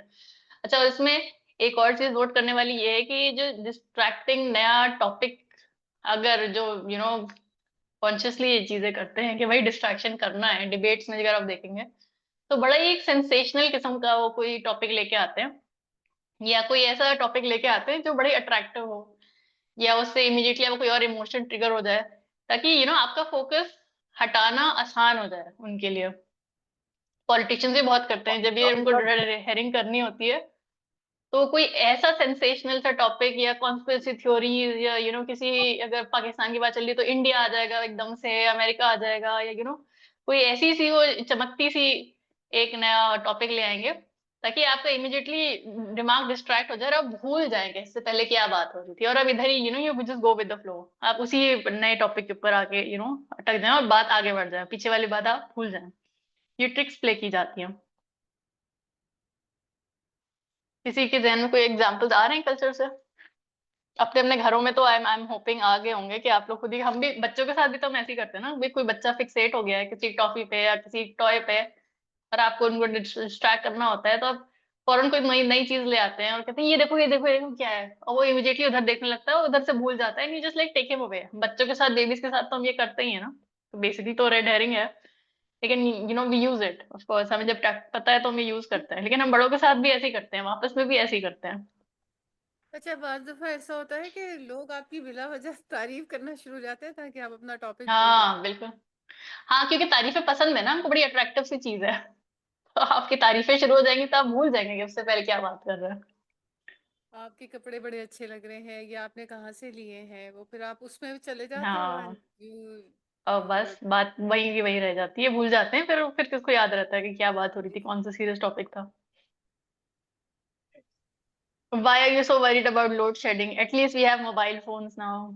Forget about unemployment. Let's talk about Pakistan, how Pakistan won in hockey years ago. In fact, जब आप न्यूज चैनल्स में देखें कि वाकई कोई बहुत बड़ा वाकया हो गया है जिसके ऊपर अटेंशन चाहिए, होनी चाहिए पूरी नेशन की, और every news channel should be talking about it, तभी आप देखते हैं कि कोई ऐसी सेंसेशनल सी चीज हो जाती है कि, और उसी के बारे में फिर न्यूज चलने लगती है हर न्यूज चैनल में, ताकि मासेस की अटेंशन उस एक्चुअल चीज के ऊपर जाए ही नहीं। ये तो बहुत ही कॉमन होगा ना, हमने सबने देखा है। जो असल बात है वो छोड़ के कोई बड़ी कोई नई फिल्म रिलीज हो जाएगी, या कोई नया कॉन्सर्ट उसी दिन शेड्यूल हो जाएगा, या फिर कोई राइट हो जाएगा, कोई ऐसी सेंसेशनल सी चीज हो जाएगी, और उसी के ऊपर सारा फोकस पूरे मीडिया का चला जाएगा, ताकि असल बात से आपको डिस्ट्रैक्ट कर दिया जाए। ये रेड हेरिंग होती है बाय डिजाइन, जो न्यूज चैनल्स करते हैं। हाँ, इसमें एक चीज और आती है कि जरूरी नहीं है कि लोग जो है ना वो आपको इस तरह से कहें कि वाई आर यू वरीड और ये वो ना, इसको ये इस तरह नहीं कहते हम्म। लोग, जनरली आप वो डिस्ट्रैक्ट कर देंगे कि हमारे पास मोबाइल फोन तो है ना, ये वो ऊपर वाली बात नहीं करेंगे। बहला मतलब देंगे आपको किसी और चीज से। हाँ, वो अब मतलब ये कि वो आपकी उस मसले को जो कि आप जिस पे बात करना चाह रहे हो उसको करने की बजाय वो टोटली एक यू टर्न लेंगे, किसी और तरफ उसको मोड़ने की कोशिश करेंगे, तारीफें बिल्कुल करके मासेस को या किसी डिस्ट्रैक्ट और कर की देंगे। बुराई करके या। हाँ जी। जी। जब आप देखें ना कि कोई ऐसी मैन्युफैक्चर्ड चीज़ हो रही है जैसे को जाने जैसे देने लग हमारे यहाँ को जाने दूं मैं, वाह शांति हो। कोई होस्ट नहीं है क्या हमारे पास? नायाब कहाँ है? नायाब, आप who's the मुझे भी को co-host? होस्टिंग दे दें। आप नायाब गई हुई थी एक्चुअली जी जी। नमाज पढ़ने। अच्छा मैं ही हूँ क्या? अच्छा रुके मैं करती हूँ, बार हाँ, बार मतलब हो रहा है। मैं होस्ट नहीं बन नहीं रहे, पर मैं म्यूट कर रही हूँ जो मुझे जितनी ओके, समझ आ रही। सेकंड मैं कर ही दूंगी, किसी ना किसी को co-host बना देती हूँ। अमीन आ आप ही तो नहीं रहा, होस्ट ऑप्शन नहीं नहीं आ है, रहा। होस्ट तो अल्जसर ही है, अल्जसर एडमिन हाँ का नाम। Right right right. जी आप जी। ही हैं मेरे नायाब, आप ही कर सकती हैं। मेरे पास ना को होस्ट के इस अकाउंट में ऑप्शन नहीं होते, यानी वो एक ही होस्ट रहते। अच्छा अच्छा तो फिर आप ही करें म्यूट सबको, है ना? जी जी, मैं वही करने की कोशिश कर रही हूँ। माजरत, वो वाला आप ऑप्शन कंटिन्यू। ऑन कर दें, म्यूट अपॉन एंट्री। बेसिकली लोग ज्वाइन करते हैं और अनम्यूटेड होते हैं तो उनको पता नहीं चल रहा होता। चलिए मैं करती हूँ। ओके। अब जैसे हमारे यहाँ इंडिया में, जो भी यहाँ से इंडिया से उनको पता होगा, जैसे ही कोई नई जैसे नया बजट लॉन्च हो रहा है या फिर आपको इनकम टैक्स का स्लैब जो है फिर से बढ़ा देना है और सब चाहते हैं कि मासेस में इसका इम्पैक्ट ना हो, बिकॉज आइडियली तो इसके ऊपर आउटरेज होना चाहिए कि भाई आपने फिर फ्यूल के प्राइसेस बढ़ा दिया या आपने फिर हमारे ऊपर टैक्स बढ़ा दिया, या कोई ऐसी चीज जब उनको लॉन्च करनी होती है ना, कोई ऐसी बात, और वो चाहते होते हैं कि चुपचाप ये काम हो जाए और किसी चीज के ऊपर नजर ना लगे, ये नजर ना पड़े, ताकि लोग उसका बतंगड़ ना बनाए, तो फॉरन जैसे कोई एक एंटी मुस्लिम मूवी रिलीज कर देते हैं, या फिर कोई ऐसी छोटी सी बात हो जाती है, कोई इवेंट हो जाता है, उसके ऊपर सारे न्यूज चैनल्स चढ़ जाते हैं ताकि आप मेन चीज से आपका फोकस हट जाए और चुपचाप अपना काम कर लें। कॉन्स्टिट्यूशनल अमेंडमेंट करना है, वक्फ बोर्ड अमेंडमेंट करना है, कुछ भी ऐसी चीजें जो उनको उनको पता है कि इसके ऊपर तो लोगों का ब्लड बॉयल होना चाहिए, और वो सारे काम अपने कर देते हैं, और न्यूज चैनल्स पे, बॉलीवुड पे, इधर उधर कोई नया नेटफ्लिक्स सीरीज लॉन्च हो जाती है, कुछ ना कुछ ऐसी चीज हो जाती है, और वो प्रॉपरली प्लान्ड होती है कि भाई आज ये कॉन्सर्ट रखो, आज ये वाला बंदा आ रहा है, इसके ऊपर सारे न्यूज चैनल चलेंगे, and they do that, every government does that. तो we should be very careful कि भाई किसी इररेलेवेंट और फ्रिवलेस चीज के ऊपर अगर इतना फोकस हो रहा है तो कौन सी ऐसी चीज है जो जरूरी है जिसके ऊपर से हमें डिस्ट्रैक्ट किया जा रहा है। I am under the water. Please help me. Here too much raining. Okay. अच्छा, इसमें आमना अभी की बात को मैं सिर्फ एक एग्जांपल के साथ, यानी कि हम लोग देखते हैं जैसे अभी जैसे अफगान पाकिस्तान की जंग का मसला हो रहा है ना, तो साथ ही कोई ऐसा छोटी मोटा कोई केस हो गया या कहीं पे किसी बच्ची के साथ ज्यादती हो गई है या कहीं चोरी हो गई है या कोई, तो मीडिया वो जो बड़ा प्रॉब्लम है उसको इग्नोर करके दूसरी जो चीज छोटी सी है उसको बहुत हाइप हाइप दे देगा, तो ये भी रेड बिल्कुल हेयरिंग है। ऐसी है, रेड हेरिंग तो है, वो बिल्कुल है। जानबूझ के कर रहे होते हैं ताकि आपकी तवज्जो, और हमेशा जब भी मीडिया किसी चीज को हाइप दे रहा है तो हमारा काम है कि सोचें बैठ के कि ये हमारी किस चीज से तवज्जो हटाई जा रही है। हटाना चाह रहे हैं जी, बिल्कुल। जैसे forget about unemployment, let's talk about how Pakistan won in cricket last year या years ago। अब इसको आपको सही तरीके से आपको लिखना है, अभी आपको पॉइंट आउट करनी है फैलेसी और इसको न्यूट्रल तरीके से लिखना है, तो आप लिखेंगे भाई unemployment should be addressed while also celebrating sports achievement। भाई दोनों अलग अलग टॉपिक्स हैं, दोनों को अलग अलग डिस्कस करेंगे, लेकिन हर दूसरों को एक चीज को एड्रेस ना करके हम दूसरी चीज को एड्रेस नहीं करेंगे। या फिर why worry about health care, other countries also have problems। तो यू हैव टू, आपको सही तरीके से न्यूट्रल तरीके से बोलना आना चाहिए, लिखना आना चाहिए कि हेल्थ केयर डिजर्व्स, अगर सामने वाला रेड हेरिंग कर रहा है उसको फौरन करेक्ट करने की आपको स्ट्रैटेजी आनी चाहिए। जैसे कि यहाँ पे एग्जांपल है कि health care deserves focus regardless of other countries issues, ताकि भाई वापस आउट हम हेल्थ केयर के ऊपर बात करें, इधर ही फोकस रखो अपना, इस let's talk about it more. तो एक सिविलाइज तरीके से how to bring back somebody from red herring, ये भी आप डिबेट्स जब देखते हैं ना तो ये नोटिस करें कि सामने वाले को पता चल जाता है ये टैक्टिक्स है ना, पुरानी टैक्टिक्स है। तो कोई अगर इनफैक्ट अगर सिर्फ साहिल अदीम की आप जब पॉडकास्ट देखते हैं तो उनमें काफी टाइम रेड हेरिंग करने की कोशिश कर रहे होते हैं जो भी होस्ट होते हैं, और सर बार बार लेके आते हैं कि नहीं नहीं नहीं आप फिर टॉपिक से डिस्ट्रैक्ट हो गए, मैं जैसे ही आपको जवाब देने लगता हूँ आप फिर कोई ऐसी सेंसेशनल सी बात कर देते हैं कि हाँ तो फिर मौलवियों का क्या, और फिर वो जो बच्चों के साथ इंस्टेंसेस होते हैं उसका क्या, और ये वो बड़ी सेंसेशनल सी चीजें लेके वो आ जाते हैं, और सर बार बार टॉपिक पे आते हैं वापस वापस वापस के रेड हेरिंग ना करें, रेड हेरिंग ना करें, और कभी कभी तो वो बोल भी देते हैं कि आप रेड हेरिंग कर रहे हैं, रेड हेरिंग कर रहे हैं। When you listen to him आपको बहुत सारी फैलेसीज के नाम रिवाइज होते रहेंगे, बिकॉज वो जान के बताते हैं कि भाई this is what you are doing, don't do this. Okay, easy था, समझ में आ गया सबको? इसके कोई एग्जांपल्स किसी ने देने हैं? और जो हम which are very common? Let me give an example कि ग्लोबल जियोपॉलिटिक्स में हम फॉल्स फ्लैग देख रहे होते हैं कि एक हो रहा होता है, लेकिन गवर्नमेंट फिर कोई ऐसा करवा देती है फॉल्स फ्लैग जिस पे डायरेक्शन आपकी थिंकिंग की उस तरफ डाइवर्ट हो जाती है। बिल्कुल बिल्कुल। अब डोनाल्ड ट्रम्प सबसे बड़ा एग्जाम्पल है, उसकी बेवकूफी की बातों पे हम इतना ज्यादा फोकस कर लेते हैं कि हम ये नहीं देखते कि बीच में पीछे वो पॉलिसी चेंजेस क्या कर रहा है और क्या चीजें हाईलाइट नहीं हो रही हैं उसकी बात की। तो अगेन एक सामने आपने जोकर छोड़ दिया है और पीछे सारा मेन काम हो रहा है जिसके ऊपर आपकी नजर ही नहीं जा रही। तो ओके, आगे बढ़ते हैं। अपील टू फियर, ये अगेन अपील टू इमोशंस का एक सब पार्ट है, लेकिन क्योंकि अपील टू इमोशंस इतना जरूरी है तो उसको थोड़ा और एलैबोरेट, उसके अंदर जो मेन इमोशंस हमारे ट्रिगर करवा दिए जाते हैं एज मासेस, उसको मैंने फिर से हाईलाइट कर दिया। यहाँ पे बेसिकली स्केयर टैक्टिक्स लगाई जाती हैं आपके पॉलिटिक्स में, एड्स में, बेसिकली हम भी रोजमर्रा अपने खानदानों में हर किसी के ऊपर फियर टैक्टिक्स लगा रहे होते हैं, trying to scare people into agreeing instead of giving reasons. Again, कुछ examples. If you don't vote for me, the country will collapse. If you don't buy this water filter, your children will get sick. If women go out to work, our culture will be destroyed. If you don't pass this bill, foreign powers will destroy us. Rejecting this project means your children will have no future.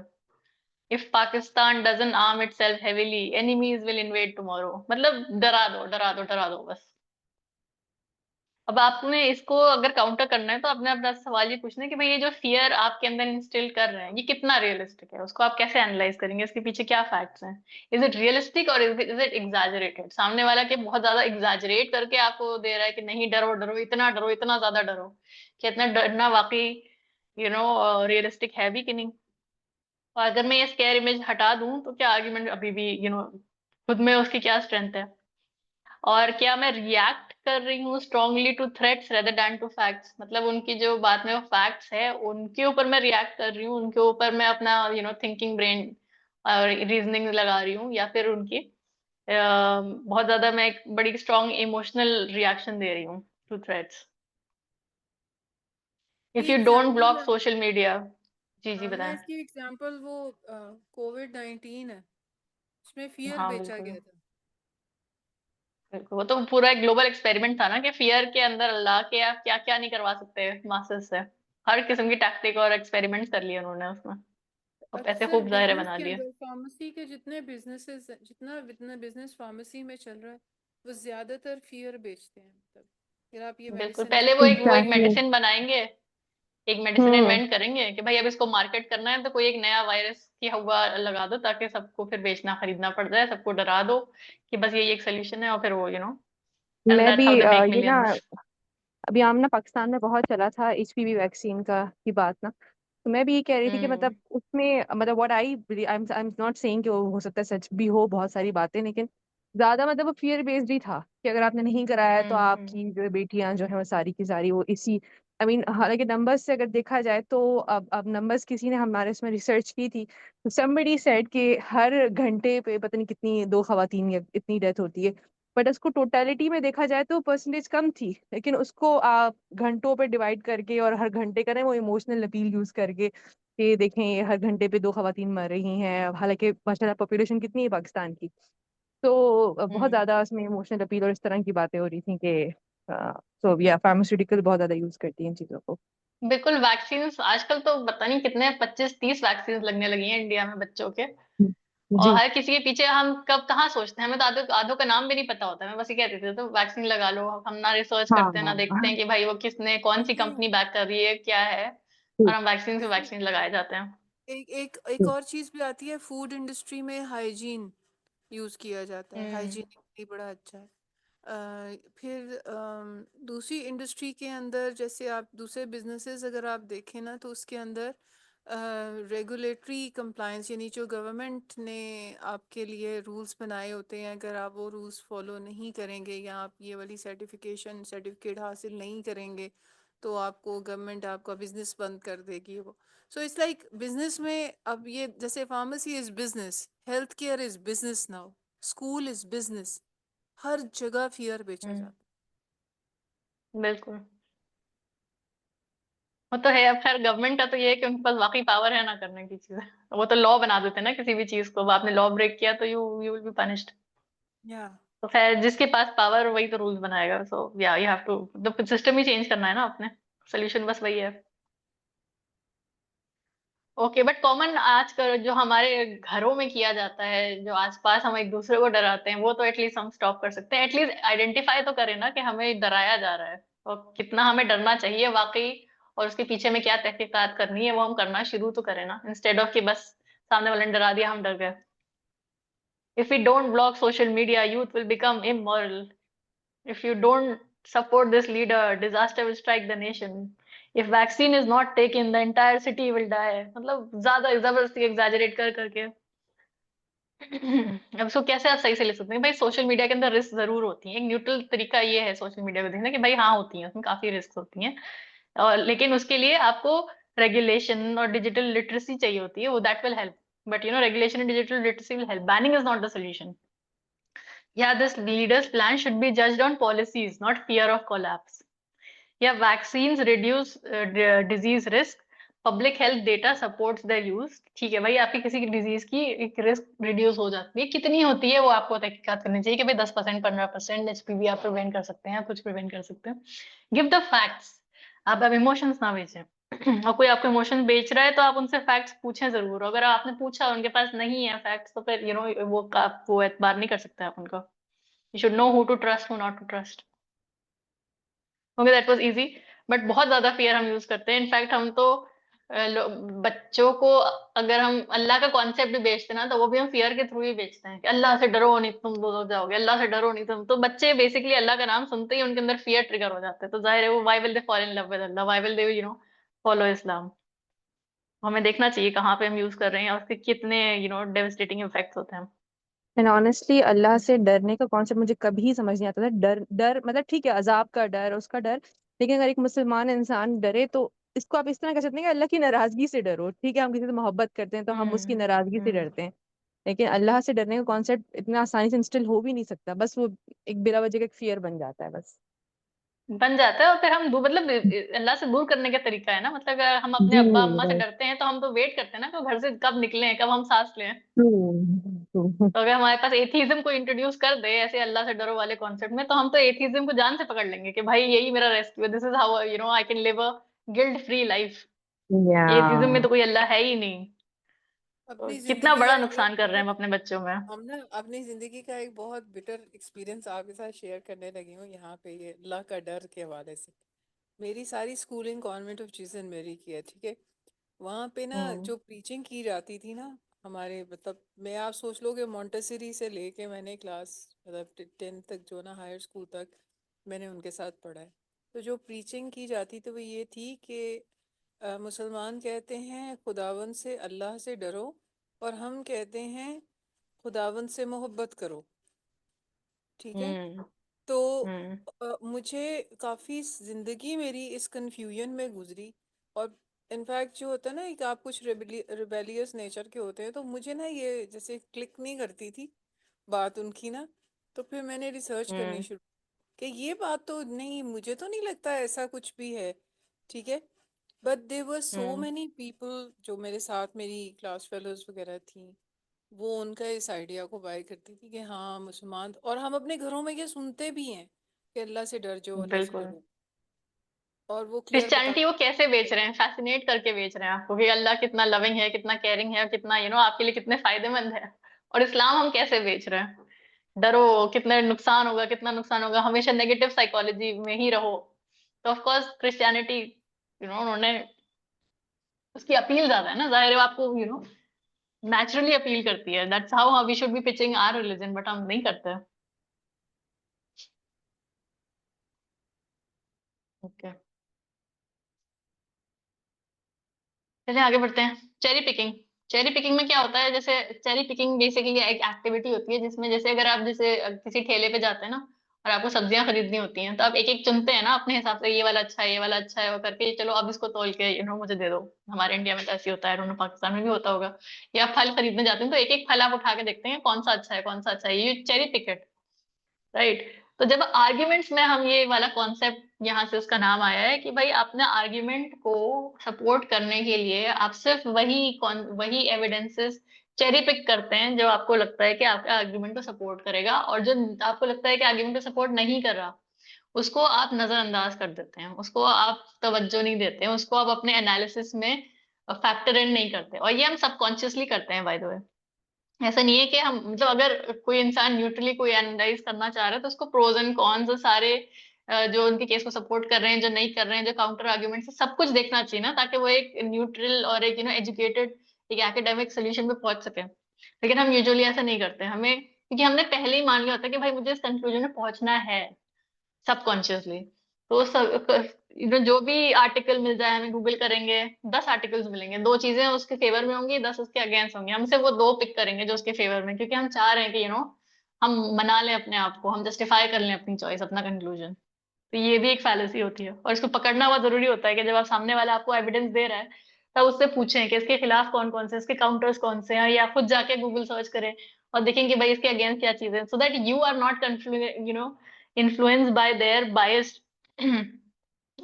cherry picked arguments। इसमें आप सिर्फ वही convenient evidences देते हैं जो बड़ी convenient हो और आपके केस को सपोर्ट कर रहे हो। Only showing the evidence that support your side while ignoring the rest. A example, my cousin got rich in Dubai so going abroad is always successful. Basically आपको अब्रॉड जाना है, तो अब आपने अपने रीजन देना है कि भाई देखो मेरी कजिन गई थी, वो कितनी अमीर हो गई दुबई जाके, तो मतलब अब बाहर जाना तो is the only way to be successful. हालांकि हजारों रीजन होते हैं सक्सेसफुल होने के पीछे या रिच होने के पीछे, दुबई में हजारों स्ट्रगल्स होती हैं, बट आप उसका नेगेटिव साइड देखना ही नहीं चाह रहे हैं। आपको सिर्फ एक हरा हरा एक वो देखना है और सामने वाले को देखना है, ताकि हो सकता है may be you can convince your parents of whoever। One student from this school topped nationally, so this school is the best। मतलब अगर 100 बच्चे थे और एक बच्चे ने टॉप कर लिया, तो आपने चेरी पिक किया ना कि भाई ये देखो देखो हमारे बेस्ट स्टूडेंट्स ये हैं। और ये बाय द वे स्कूल में या किसी भी इंस्टीट्यूट में प्रमोट किया भी ऐसे ही जाता है कि भाई हमारे स्कूल के पढ़े हुए इतने लोगों ने आईसीएस क्रैक किया या फला एग्जाम क्रैक किया, या उनको इतने 10 करोड़ की कोई वो मिल गई सैलरी पैकेज मिल गया।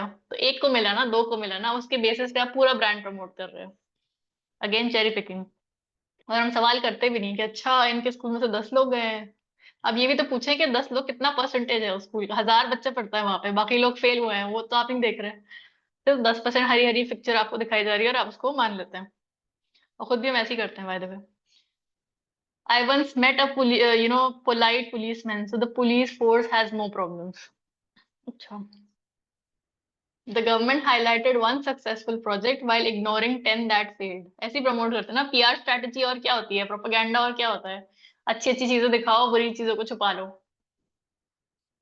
The article praises foreign investment in one city while ignoring other cities in crisis। तो जब हम आर्टिकल भी पढ़ते हैं ना, तो कुछ लोग एजेंडा के साथ आर्टिकल्स लिखते हैं कि आपको एक चीज प्रमोट करनी है, तो जो भी चीज उसके खिलाफ जा रही है उसको छुपा दो बड़ी प्रोफेशनली, बहुत अच्छा आर्टिकल लिखो ताकि उसके बाद लोग कहीं और गूगल सर्च करें ही नहीं या उसके ऊपर सवाल उठाए ही नहीं। तो बहुत होता है ये सारी चीजें। अच्छा, वैसे द एक कंपनी चीज ओनली हमें यहाँ पे बताने की ये भी है कि ये चीजें जो है ना, पॉजिटिव नेगेटिव, ये सारी चीजें पॉजिटिव नेगेटिव जो है ना यूज की जा रही होती हैं।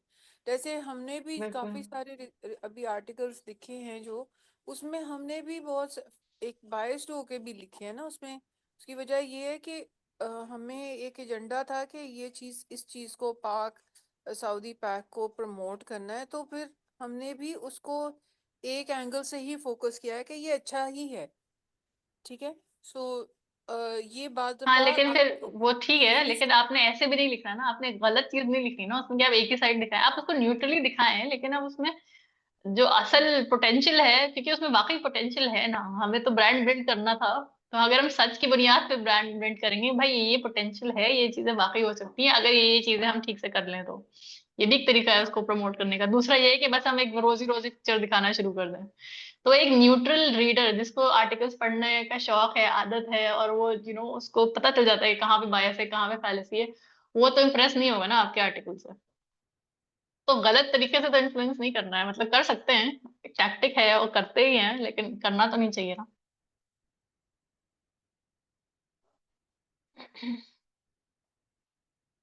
दैट्स हाउ आपकी credibility as an author of that article वो डाउन हो जाती है। अगर किसी एक्चुअल क्रिटिकल थिंकर ने जिसको फैलेसीज आती हैं वो आपका आर्टिकल पढ़ ले तो वो रेटिंग तो नहीं देगा आपके आर्टिकल को। But yes, you are right, किया ऐसे ही जाता है।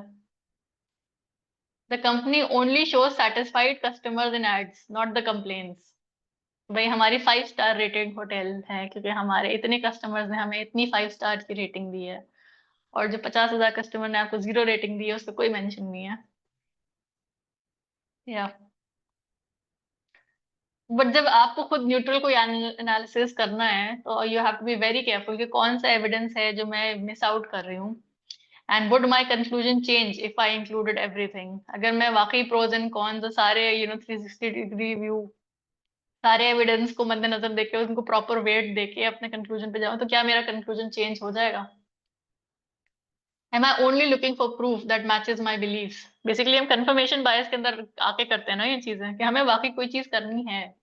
सबकॉन्शियसली हमने पहले डिसाइड कर लिया कि हमें करनी है, अब हमें अपने आप को कन्विंस करना है। हमें लगता है कि बड़े लॉजिकली हम अपने आप को कन्विंस कर रहे हैं, तो हम गूगल पे जाते हैं, हमें रिसर्च करनी नहीं आती, हम 4 ऐसी चीजें ढूंढते हैं जिससे हम और ज्यादा कन्विंस हो जाएंगे, और हम सेटिस्फाई होके पूरे कॉन्फिडेंस के साथ निकल आते हैं कि भाई ये बात बिल्कुल ठीक है।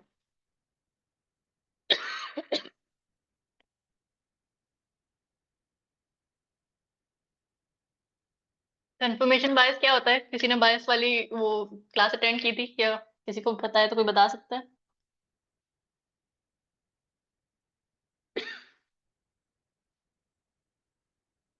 बायस जब आप इसके बारे में अपना माइंड बना लेते हैं तो कंफर्म करने के लिए उसके रिलेवेंट एविडेंस ढूंढते हैं। बिल्कुल, आप अपनी ही बात को रिकन्फर्म करने के लिए, अगर हल्का सा भी कहीं से डाउट आ गया तो उसको भी हटाने के लिए बार बार अपने आप को वही बिलीफ, वही बायस कंफर्म करने के लिए आप एविडेंस ढूंढते रहते हैं ताकि आप खुद को अपने उस शेल के अंदर रख सकते हैं, उस बिलीफ के अंदर रख पाए। जैसे हमारी फिरका, हम इतने सारे फिरके में हम डिवाइडेड हैं, हमें पता है कि हर फिरके में कोई ना कोई प्रॉब्लम है, बट हम उसको इग्नोर करने लगते हैं। हम जान के उनको इग्नोर करते हैं, उन पॉइंट्स पे फोकस नहीं करते कि भाई मेरे फिरके में ये प्रॉब्लम है और मुझे उसके ऊपर तवज्जो देनी चाहिए। हम नहीं करते, हम उसको जितनी पॉजिटिव चीजें हैं उसी के ऊपर बार बार इन्फोर्स करते रहते हैं कि नहीं हम कितना अच्छा है अहले हदीस, कितना उसमें और वट एवर जो भी हमारा फिरका है, because we don't want to change our belief. बहुत तकलीफ प्रोसेस होता है, और हमने अच्छा, कितने सारी अपनी जी जी this would come under group bias simply कि हम हाँ, अपने अगर ग्रुप अहले हदीस वाला एग्जाम्पल, यस, फिरके वाला एग्जाम्पल, यस, वो आप ग्रुप के अंदर आप अटैच रहना चाहते हैं, यस, बट वहां पे भी आप बेसिकली कर तो वही रहे हैं, that you are cherry picking your evidences. Actually confirmation bias को मदर ऑफ बायसेस भी कहते हैं, तो बहुत सारी बायसेस में ये रिफ्लेक्ट होती है। कंफर्मेशन बायस जब होती है ना, तो उसकी अंडर काफी सारी आ जाती होती है। जी जी जी, कह सकते हैं आप, बहुत सारे। एनीवे, चेरी पिकिंग समझ आ गई ना सबको? कुछ और एग्जांपल देख लेते हैं। This cricketer scored 100 runs once, so he is always reliable. मतलब एक आपके पास एविडेंस था जो बहुत अच्छा था, और आपने ये नहीं देखा, आपने ओवरऑल उसकी पिक्चर नहीं देखी कि कितने उसने मैचेस खेले हैं, कि हर मैचेस में उसका एवरेज स्कोर क्या है। आइडियली तो एवरेज स्कोर देखना चाहिए, उसके ऊपर आप रिलायबिलिटी देख सकते हैं, बट आपने एक बार देखा, आपको बेसिकली क्रिकेटर पसंद है, आपको उसको सिलेक्ट करना है, तो you just go with it. या फिर one neighbourhood has clean water, so there is no water crisis in Pakistan. अब मानना नहीं चाह रहे ना कि है। इसको न्यूट्रली आप कैसे लिख सकते हैं, ये क्रिकेटर वाला एग्जांपल को, he has talent but his average performance shows ups and downs. That would be a realistic estimation, कि भाई आपने फैक्ट सामने रख दिया कि भाई इसकी एवरेज परफॉर्मेंस में अप्स भी हैं, डाउन्स भी हैं, ठीक है, एक बार उसने 100 स्कोर किया तो दूसरी बार 20 भी स्कोर किया था। अब इस फैक्ट की बेसिस के ऊपर आप डिसाइड करें कि आपको कितना उसके ऊपर रिलाई करना है, इतने सारे फैक्ट लिखती हो। अब जैसे ये वाला एग्जाम्पल था, one neighbourhood has clean water, so there is no water crisis in Pakistan. इसमें आप कह सकते हैं कि भाई न्यूट्रल तरीका ये होगा लिखने का कि some neighbourhoods have clean water but many area still face shortages. ये आपने कंप्लीट स्टेटमेंट दे दी है, इसमें आपने पूरी पिक्चर क्लियर कर दी है कि कुछ नेबरहुड्स में क्लीन वाटर है लेकिन काफी बाकियों में शॉर्टेजेस भी है। This is a proper statement, इसके बेसिस पे फिर आप कंक्लूड कर सकते हैं कुछ। And one successful entrepreneur proves that everyone can succeed if they try. Not really. Success stories exist, but many factors like resources and opportunities, they also matter. तो आप रियलिस्टिक पिक्चर लिखें। अब ये एक न्यूट्रल तरीका होता है लिखने का। हम बेसिकली आर्टिकल राइटिंग सीख रहे हैं ना यहाँ पे, तो कैसे इन चीजों को, अगर आपके पास है कोई कि भाई मेरे पास फला 2-3 एनेक्डोट्स हैं, एनेक्डोट्स मतलब वन ऑफ स्टोरी, एक किसी फला कजिन को देख लिया या किसी चाचा मामा को देख लिया जिनकी एक सक्सेस स्टोरी है, तो उससे मैं क्या कंक्लूड करूं? तो उसमें आप यही कंक्लूड कर सकते हैं कि भाई सक्सेस स्टोरीज होती हैं, लेकिन बहुत से फैक्टर होते हैं, उनको भी कंसिडर करना जरूरी है, लाइक रिसोर्सेज एंड अपॉर्चुनिटीज। आप बस ये नहीं कह सकते कि भाई हाँ मैंने 4 स्टोरीज देखी हैं, उसके पर मैंने यूनिवर्सल स्टेटमेंट डाल दी कि ये प्रूफ है कि हर कोई सक्सेसफुल हो सकता है अगर वो कोशिश करे तो इस तरीके के स्टेटमेंट्स हमें अवॉइड करना है। इसमें किसी को कोई डाउट है? कोई एग्जाम्पल्स आप लोग शेयर करना चाहें?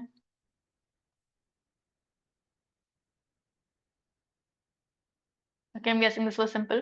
ये ना ये सारी चीजें समझना बहुत आसान है, बट जब आप इसको प्रैक्टिकल लाइफ में देखना शुरू करते हैं अपने आर्टिकल्स में, दूसरों के आर्टिकल्स में, जब आप पीयर रिव्यू करेंगे, because that's part of learning, वो भी किया करें, दूसरे के आर्टिकल्स पढ़ा करें, स्टूडेंट ब्लॉग्स में जाके देखें कि लोगों ने क्या आर्टिकल्स पढ़े, उनको फीडबैक्स दें, जहाँ पे कमेंट्स करें, ताकि उनकी भी यू लर्न समथिंग न्यू, आप उसको प्रैक्टिस में डालना है कहीं ना कहीं। तो look for things where you can find these things, और जहां आपको मिले उसको आर्टिकुलेट करने की कोशिश करें, न्यूट्रल तरीके से उसको रीराइट करने की कोशिश करें, सामने वाले को सजेशंस दें, खुद अपनी चीजें करें, तब जाके आप लोग ये चीज एक्चुअल इसका एक स्किल बन पाएगी आपकी। सिर्फ learning the concept is not enough, that's quite easy.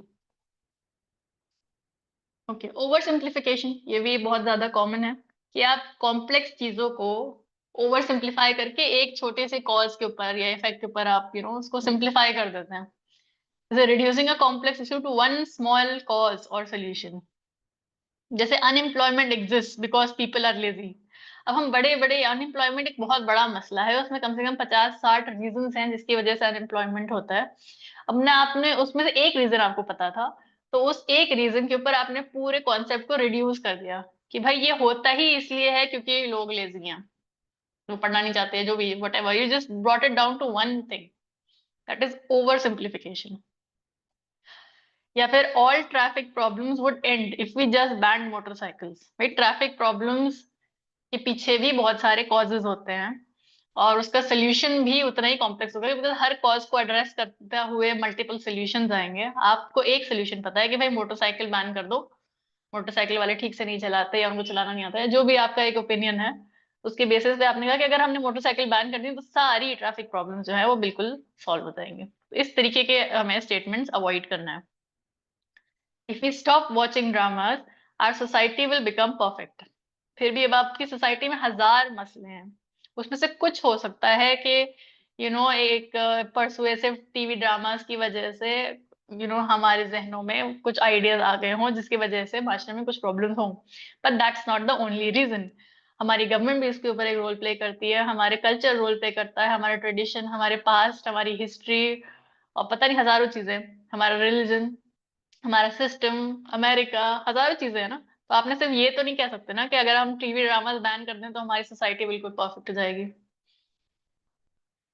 और रिटन एग्जांपल्स देख लें आर्टिकल्स में कैसे दिखेंगे आपको। ये Pakistan economic problems exist only because of corruption. सिर्फ करप्शन तो नहीं है ना, सिस्टम ही खराब है, पॉलिसी खराब है, जो लोग उसको चला रहे हैं वो अनएजुकेटेड हैं, उनको खुद ही नहीं पता कि कैसे चलानी है, सही चीज क्या है गलत क्या है, वो क्रिटिकल थिंकर्स नहीं है, वो इग्नोरेंट है, उनको इस्लाम नहीं आता, हजारों चीजें हैं ना। आप बस ये तो नहीं कह सकते कि सिर्फ करप्शन है, यू नो। या all health issues would disappear if people just start drinking clean water. मतलब सिर्फ पानी है इशू, मतलब आप सही पानी पीना शुरू कर देंगे तो आपके पास जिंदगी में कोई हेल्थ इश्यूज नहीं होंगे। Again over simplification. If we block one social media app, the moral values of youth will be restored. मतलब हमारा यूथ जो इतना करप्ट हो गया है, अगर हम सिर्फ सोशल मीडिया की एक ऐप, जैसे फॉर एग्जांपल इंस्टाग्राम को हमने बैन कर दिया, तो हमारा यूथ बिल्कुल पाक साफ तरीन और बिल्कुल एकदम इस्लाम का खिलाफत लाने के लिए बिल्कुल तैयार हो जाएगा। तो इस तरीके की बातें अवॉइड करनी चाहिए, बिकॉज ये बहुत ही एक तो इग्नोरेंट साउंड करती हैं कि आपको कितना नहीं पता और आप कैसे अपनी जहालत को एक्सप्रेस कर रहे हैं। दूसरा ये कि पढ़ने वाला भी उसके जहन में भी 4 और प्रॉब्लम्स आ जाएंगी कि बड़ी कॉमन सी चीजें हैं, और हम इतने वसूख के साथ, इतने कॉन्फिडेंस के साथ ओवर सिंप्लीफिकेशन यूज करते हैं ना अपने आसपास की बातों में। जब आप अगली ग्रुप कॉन्वर्सेशन ज्वाइन करेंगे तो देखिएगा किस तरीके से हम आपस में ओवर सिंप्लीफिकेशन यूज कर रहे हैं, और उसको सही करना हमारा काम है कि भाई नहीं नहीं और भी चीजें हैं, आपने इसको तो फैक्टर इन किया ही नहीं। और बड़ी कॉन्फिडेंस से बोलते हैं बाय द वे, ये सारी चीजें आसपास जरूर नोटिस करिएगा, इट्स वेरी वेरी कॉमन। इसमें आपने आपको सवाल आपने ये पूछना है कि is this problem really that simple? What other factors are missing? Do I prefer simple answers because they are easier to digest? Cognitive ease चाहिए होती है ना, हम basically we are lazy thinkers, हम चाहते हैं कि आसान सोल्यूशन हमें मिल जाए, एक लाइन में मिल जाए, या हमने एक बार सवाल पूछ लिया तो उसका जवाब हमें फौरन इंस्टेंटली मिल जाए, क्योंकि वी प्रेफर इट, आसान है ना, हम लेजी हैं, सोचना नहीं चाहते। तो हमें सिंपल आंसर्स ज्यादा पसंद आते हैं, इसलिए हमें सिंपल आंसर्स चाहिए होते हैं, इसलिए हम सिंपल आंसर्स इन्वेंट कर देते हैं, या अगर कोई और हमें सिंपल आंसर दे रहा होता है तो हम उसको मान लेते हैं बिना ये सोचे कि क्या वाकई इतनी आसान ये प्रॉब्लम वाकई इतनी आसान है, कि क्या चीजें इसमें मिसिंग है। अच्छा, इसमें ये जो एग्जाम्पल देते हैं कि यूथ का तज़किया नफ्स हो जाएगा, तो मतलब सब पाको साफ हो जाएंगे, ये भी इसके पार्ट होगी? Is it that over simplification? हाँ बिल्कुल, क्यों नहीं, क्योंकि सिर्फ तज़किया नफ्स से तो नहीं होगा ना, सही पॉलिसी भी तो आप बताएंगे ना उसके बाद, के सही दीन है क्या, वो आपने नहीं पढ़ाया, सिर्फ तज़किया कर दिया। तो क्रिश्चियंस भी करते हैं ना तज़किया, तो हिंदूज भी करते हैं ना तज़किया, तो हर कोई कर रहा है अपने अपने हिसाब से तज़किया, बट असल इस्लाम क्या है वो आपने नहीं पढ़ाया तो नहीं होगा। Again it's an over simplification, you are right. अब ना इसमें ओवर सिंप्लीफिकेशन में कई दफ़ा लोगों ने इतनी मेहनत, इतना एफर्ट एक काम में की होती है और उनके काम को डिमीन करके एकदम ओवर सिंप्लीफाई करके बता दिया जाता है। Is that the same fallacy that they use? बिल्कुल बिल्कुल, इनफैक्ट हम कहते हैं ना कि भाई किताब तो हमसे पढ़ी नहीं जाती है, 3 जिल्दों की किताब है, ये एक समरी देते हैं हमें एक पैराग्राफ में कि इसके अंदर क्या लिखा है। जैसे वो ऑथर बेवकूफ है कि उसने एफर्ट 600 पेजेस एफर्ट की किताब लिखी है हाँ, और आपको एक पैराग्राफ में सब पता चल जाएगा उस किताब में क्या लिखा है। एग्जैक्टली नहीं, भाई कई एक, दफ़ा लोगों की हाँ, एफर्ट्स इस किस्म की होती हैं कि उन्होंने एक बहुत ही मेहनत से ज़िंदगी भर किया और आपने एक लाइन में जी ये तो इस ये एक ऑथर हैं जी, ये डिसमिस एक कर दिया। टीचर हैं जी। अब वो टीचर हाँ। होना या ऑथर होना किसी चीज़ का, वो मतलब देखिए ना, अथॉरिटी के अंदर भी वर्ड ऑथर आता है। ऑथर जो होता हम्म है वो बेसिकली एक्सपर्ट होता है। हम्म तो जैसे हम देख लेते हैं ना कि हमने एक मूवी का रिव्यू पढ़ लिया या उसका एब्स्ट्रैक्ट, किसी किताब का एब्स्ट्रैक्ट उसके पीछे लिखा होता है, बेसिकली बताता है कि what is this book about. वो देख के आप इतने कॉन्फिडेंस में आए थे कि भाई मुझे तो पता है इस किताब के अंदर क्या है, या मेरी फलां दोस्त ने मुझे बता दी थी समरी, तो मुझे सब पता है इस किताब के बारे में, now I know this author. हमें नीचे के बारे में सब पता है, लेकिन हमने नीचे की कोई किताब नहीं पढ़ी है, लेकिन हम बात करेंगे नीचे के बारे में। तो इस किस्म की चीज है, ओवर सिंप्लीफिकेशन में हम आ जाते हैं और फिर हम गलत कंक्लूजन निकालते हैं कि हम हमें, या फिर हमने अगर उनकी कंक्लूजन सुन भी ली कि भाई उसने इतना बड़ा आर्ग्यूमेंट दिया है 50 पेजेस का, फिर वो इस कंक्लूजन में पहुंचा है, तो उसकी कंक्लूजन हम चुपचाप अडॉप्ट कर लेते हैं विदाउट नोइंग, विदाउट अंडरस्टैंडिंग उसके पीछे की वो क्या थी, रीजनिंग क्या थी। It's very important to go through the complexities, nuances हम हमसे मिस हो जाती हैं। कि भाई हम जाते हैं सिंपल सवाल का सिंपल जवाब मिले, हर चीज का एक सिंपल जवाब क्यों नहीं देते हो। हम कितना क्रिटिसाइज करते हैं, इवन साहिल सर को कितना क्रिटिसाइज करते हैं कि आप सीधे जवाब नहीं देते, आप सिंपल जवाब नहीं देते, आप गोल मोल देते हैं, आप इतनी लंबी लंबी बात क्यों करते हैं, क्योंकि हमें आदत हो गई है सिंपल जवाब की।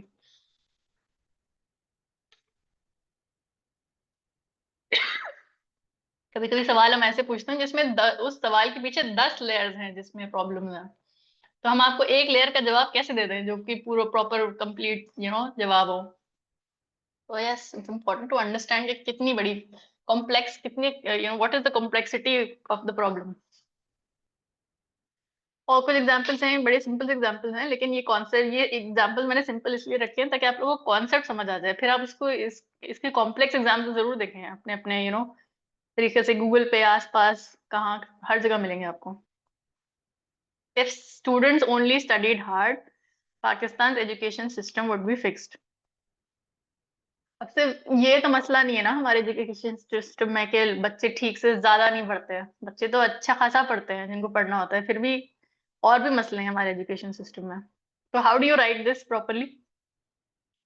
Education problems also involve training, facilities and curriculum, not just student effort. उसको आप न्यूट्रल तरीके से लिखें और भी चीजें डालें इसमें, एक 360 डिग्री व्यू दें आप अपने सेंटेंस में। If we plant more trees, all climate problems will vanish. which is not true. Planting trees helps, but climate change also needs energy and industry reforms. क्यों हो रहा है हमारे पास क्लाइमेट प्रॉब्लम्स? हम इतना एमिशन कर रहे हैं अपनी इंडस्ट्री में, हम इतनी एक्सकवेशन कर रहे हैं, हम पेट्रोल निकालने के लिए कितना ज्यादा पोल्यूशन निकलता है उन सब चीजों में, हम पेट्रोल जलाते हैं, क्या क्या नहीं करते जिसकी वजह से क्लाइमेट चेंज हो रहा है। वो सारी चीजें फैक्टर इन करनी पड़ेगी ना, सिर्फ प्लांट लगा देने से तो नहीं हो जाएगा। If prices go down everyone will be happy. Prices affect happiness, but other factors like health and security also matter, spirituality और भी बहुत सी चीजें आप उसके अंदर डाल सकते हैं। जैसे हम चाहते हैं कि कभी कभी सवाल पूछते हैं कि भाई मेरा बच्चा में तो ये प्रॉब्लम हो गई है, मैं क्या करूं ऐसा, मैं क्या करूं ऐसा कि 2 दिन के अंदर वो बिल्कुल ठीक हो जाए। तो नहीं होगा ना, जब 50 साल मतलब 15 साल लगे हैं उस बच्चे को या किसी अडल्ट को भी खराब होने में, तो उसकी बहुत मल्टीपल लेयर्स पे थेरेपी होगी तब जाके वो ठीक होगा। लेकिन कहते हैं नहीं मैं ऐसा क्या करूं कि वो अगले हफ्ते ठीक हो जाए। तो इस टाइप की हमें जब ओवर सिंप्लीफाइड हम सोल्यूशंस मांगते हैं ना, तो that's when we lose and we don't realise कि कितनी बड़ी प्रॉब्लम है और कितना बड़ा उसका किस लेवल पे उसको समझना जरूरी है ताकि हम उसको ठीक से उसकी थेरेपी कर पाए। अगर मैं खुद करनी है थेरेपी तो ओके। इजी था, आगे बढ़ूं। सर्कुलर रीजनिंग में होता यह है कि बेसिकली आपका जो क्लेम होता है वही आपकी रीजन होती है, वही आपका कंक्लूजन होता है, उसके अलावा आपके पास कुछ नहीं है बोलने के लिए। और उसी चीज को आप अलग अलग अंदाज से अलग अलग सेंटेंस स्ट्रक्चर में बोलते रहते हैं and you think that's enough evidence because it is, that's why when the argument's conclusion is just a repeat of the claim, it goes in circles. Say he is the best leader because no one leads better than him. मतलब वो सबसे अच्छा leader इसलिए है क्योंकि उससे बेहतर कोई लीड नहीं करता। अब ये सबसे अच्छा लीडर वो है और उससे बेहतर कोई लीड नहीं करता, ये बेसिकली आप एक ही चीज बोल रहे हैं लेकिन अलग अलग अंदाज में अलग अलग सेंटेंस के स्ट्रक्चर में आप उसको बोल रहे हैं। क्या this school is number 1 because it's the best in the city. Number 1 होने का मतलब ही ये कि बेस्ट इन द सिटी, तो आपने वही चीज बोली है लेकिन बिकॉज बीच में लगा दिया है, ऐसे लग रहा है कि आपने कोई रीजन दिया है बिकॉज के बाद। Basically you said the same thing. Why is this food tasty because it taste so good. मतलब ये खाना इतना टेस्टी क्यों है, क्योंकि ये बहुत अच्छा टेस्ट करता है। We must obey the law because the law must be obeyed. मतलब हमें लॉ को ओबे करना चाहिए क्योंकि लॉ को ओबे करना चाहिए। The cricket team is unbeatable because they always win matches. अच्छा. This company is successful because it makes a lot of money and it makes money because it is successful. Basically आप because का word use कर रहे हैं जिससे एक feel आता है कि आप कोई reason देने वाले हैं, कोई logic देने वाले हैं उसके बाद, लेकिन basically आपने वही चीज दोबारा repeat कर दी है। Am I repeating the same thing in different words? What outside evidence would support this point? Am I accepting this because I already believe it? आपने ऑलरेडी अज्यूम कर रखा है किसी कोई कंक्लूजन को, या वो आपके बिलीफ सिस्टम का पार्ट है, आपने उसमें इतना एतबार कर लिया है कि that's enough reason for you. भाई मैं मानता हूँ क्योंकि मैं मानता हूँ। और उसके बाद आपने ना रीजन खुद देखने की कोशिश की और जब सामने वाले का कन्विंस करने की कोशिश करते हैं तो उसमें भी आप अपनी ही बात बार बार रिपीट कर रहे होते हैं, अपनी उसी सेंटेंस को रिपीट कर रहे होते हैं बार बार विदाउट रियलाइजिंग कि आप कुछ नया नहीं बोल रहे हैं किसी सेंटेंस में। This politician is trustworthy because he always tells the truth, and we know he tells the truth because he is trustworthy. एक ही चीज बोली ना आपने बार बार। He is trustworthy because his record shows। अगर आपको बताना ही है कि सामने वाला ट्रस्टवर्दी है तो क्या ऐसी चीज आपको बोलनी चाहिए जो फैक्ट्स या रीजन में काउंट होगी। तो उसका एग्जांपल यहाँ पे राइट साइड पे है कि he is trustworthy because his record shows consistent honesty। आपने उसके रिकॉर्ड को चेक किया है, वहां पे आपने कंसिस्टेंसी ढूंढी है और you found that to be true. Now that is a proper evidence, that's a proper reason कि क्यों आप उसको ट्रस्टवर्दी बोलें, क्योंकि ट्रस्टवर्दी के डेफिनेशन में ये होता है कि भाई how do you prove it. आपने प्रूव करके दिखाया है, तो that's how you can say कि भाई कोई बंदा ट्रस्टवर्दी है। अगर आपके पास ऐसे कोई एविडेंस नहीं है, कोई रिकॉर्ड नहीं है, तो आप कैसे बोल सकते हैं कि वो हमेशा सच बोलता है। एविडेंस तो देना। New policy is fair because it is the right thing to do. अच्छा, मतलब फेयर है तो मतलब फेयर की डेफिनेशन मतलब राइट होना चाहिए, तो राइट आपने एक ही चीज दोबारा फिर से बोल दी है without giving any evidence. How should you rewrite this? The new policy is fair because it ensures equal opportunity for all citizens. और उसके आगे अब और भी लिखेंगे कि how does it ensure equal opportunity, इसमें क्या equality है, you can elaborate on it, पूरा आर्टिकल लिख सकते हैं हम इसके ऊपर, just to prove कि ये fair है। ये आपका क्लेम है ना कि fair है, fair, what makes something fair? Justice होना चाहिए उसके अंदर, equality is one form of justice। तो उस तरीके के आपने रीजन देना है। The college is good because many good students study there and students study there because the college is good। अच्छा, तो कैसे लिख सकते हैं?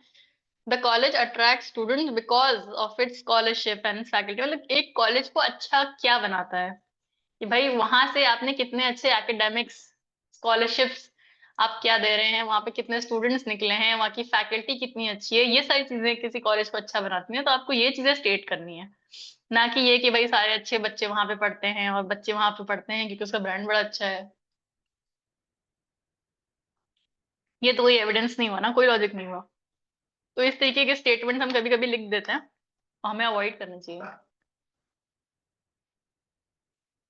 इजी अच्छा था? हम ना किसी को कुछ?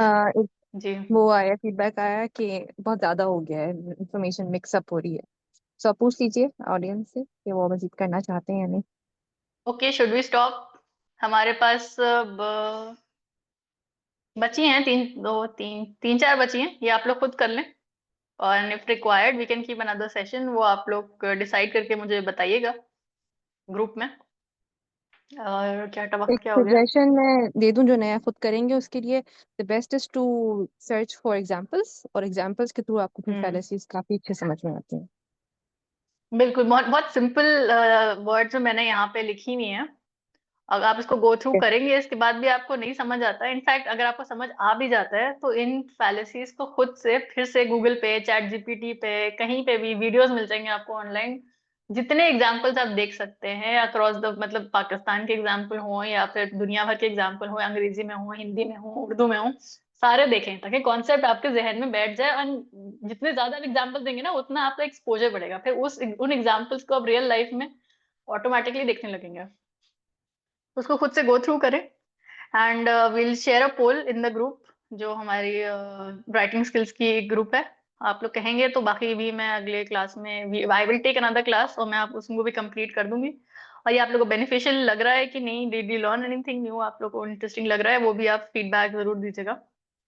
एंड आई थिंक 1.5 घंटा हो गया, so we should stop the class. मकसद ये है कि लोग सीखें और उनको रिटेन कर पाए। अगर मैं ज्यादा ओवरलोड कर दूंगी तो मेरा तो काम हो जाएगा, लेकिन आप लोग उसको रिटेन नहीं कर पाएंगे और सब कुछ एज समबडी सेड मिक्सअप हो जाएगा। नुआंसेस हैं, मिक्सअप ना करें। अगर आप ओवर सिंप्लीफाई करेंगे कॉन्सेप्ट को तो मिक्सअप होंगे, लेकिन हर चीज को इंडिविजुअली सेपरेटली देखेंगे, क्यों ये चीज सेपरेट है, इसमें कौन सी ऐसी यूनिक बात है, तो उसके नुआंस में जाएं, उसकी कॉम्प्लेक्सिटी में जाएं, तब जाके वो मिक्सअप नहीं होगा। So you need to go through and revise and keep revising. मतलब फैलेसीज और बायसेस ऐसी चीजें हैं, जब तक आप 15-20 बार रिवाइज नहीं करेंगे और उसको लगातार प्रैक्टिस नहीं करेंगे, अगले दिन आप उसको भूल जाना है, भले ही it was easy to understand. किसी का कोई सवाल हो तो पूछ लें, अदरवाइज विल वाइंड अप।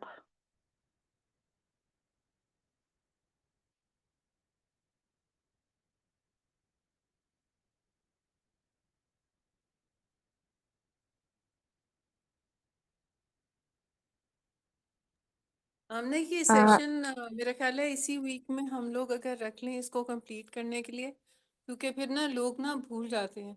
और फिर ये है कि हमने आपको बताया कि हमारा कुछ प्लान और भी है, तो अगर इसको जल्दी ही वाइंड अप कर लें तो बेहतर है। अगर मेरे हिसाब से तो मुझे तो लगता है कि ये आपको कंप्लीट कर देना चाहिए था, लेकिन अगर लोगों को ये ओवरवेलम हो रहे हैं तो फिर ठीक है, अभी के लिए हम इसको रोक देते हैं। लेकिन मेरे ख्याल में इसी को इसी वीक में ही कंप्लीट कर लें, एक सेशन रख के वीकेंड पे रख लें। ठीक है, सबकी टाइम अवेलेबिलिटी के बेसिस पे हम वो एक पोल शेयर कर देंगे। लेट्स सी इफ इट ठीक can be done this year, this week ठीक विल डू इट। ठीक है ठीक है। जी, anybody has anything to say? अच्छा, कुछ लोग शायद राइटिंग स्किल्स वाली ग्रुप का लिंक मांग रहे हैं, मैंने अभी देखा है, तो I just share the link. जिन लोग ने ज्वाइन नहीं किया हुआ है, जिन्होंने बाकी ग्रुप से ज्वाइन किया हुआ है, इट्स इजी कि आप उधर ज्वाइन कर लें, बिकॉज यहाँ पे रिकॉर्डिंग्स वगैरह सारी शेयर होती हैं। हम कोशिश करते हैं कि मुख्तलिफ ग्रुप्स पे लिंक शेयर कर दें, लेकिन बेहतर है कि एक ही जगह लोग जो वाकई सीखना चाह रहे हैं वो इकट्ठा हो जाए। तो I just share the link, जो नहीं है वो ज्वाइन कर सकते हैं।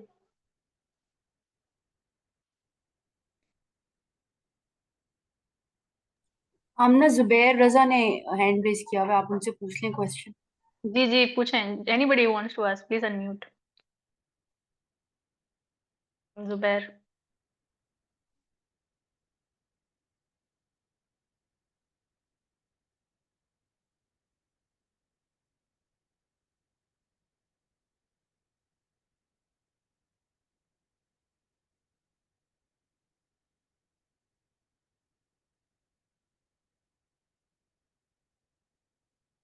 चलें, किसी कोई सवाल नहीं है तो we can wind up. Thank you everybody for joining, I hope it was useful. और आपके कुछ सजेशंस हैं जो आप चाह रहे हैं कुछ और चेंजेस हों आगे, तो वो भी हमारे साथ जरूर शेयर कीजिएगा। And that's it, let's wind up. जज़ाकल्लाह एवरीबॉडी, अस्सलाम वालेकुम व रहमतुल्लाहि व बरकातहू। और नया आप रिकॉर्डिंग आप रोक दें, नया आप हैं active? Yes, ma'am, am I audible? जी जी जी जी जुबैर। बताएं।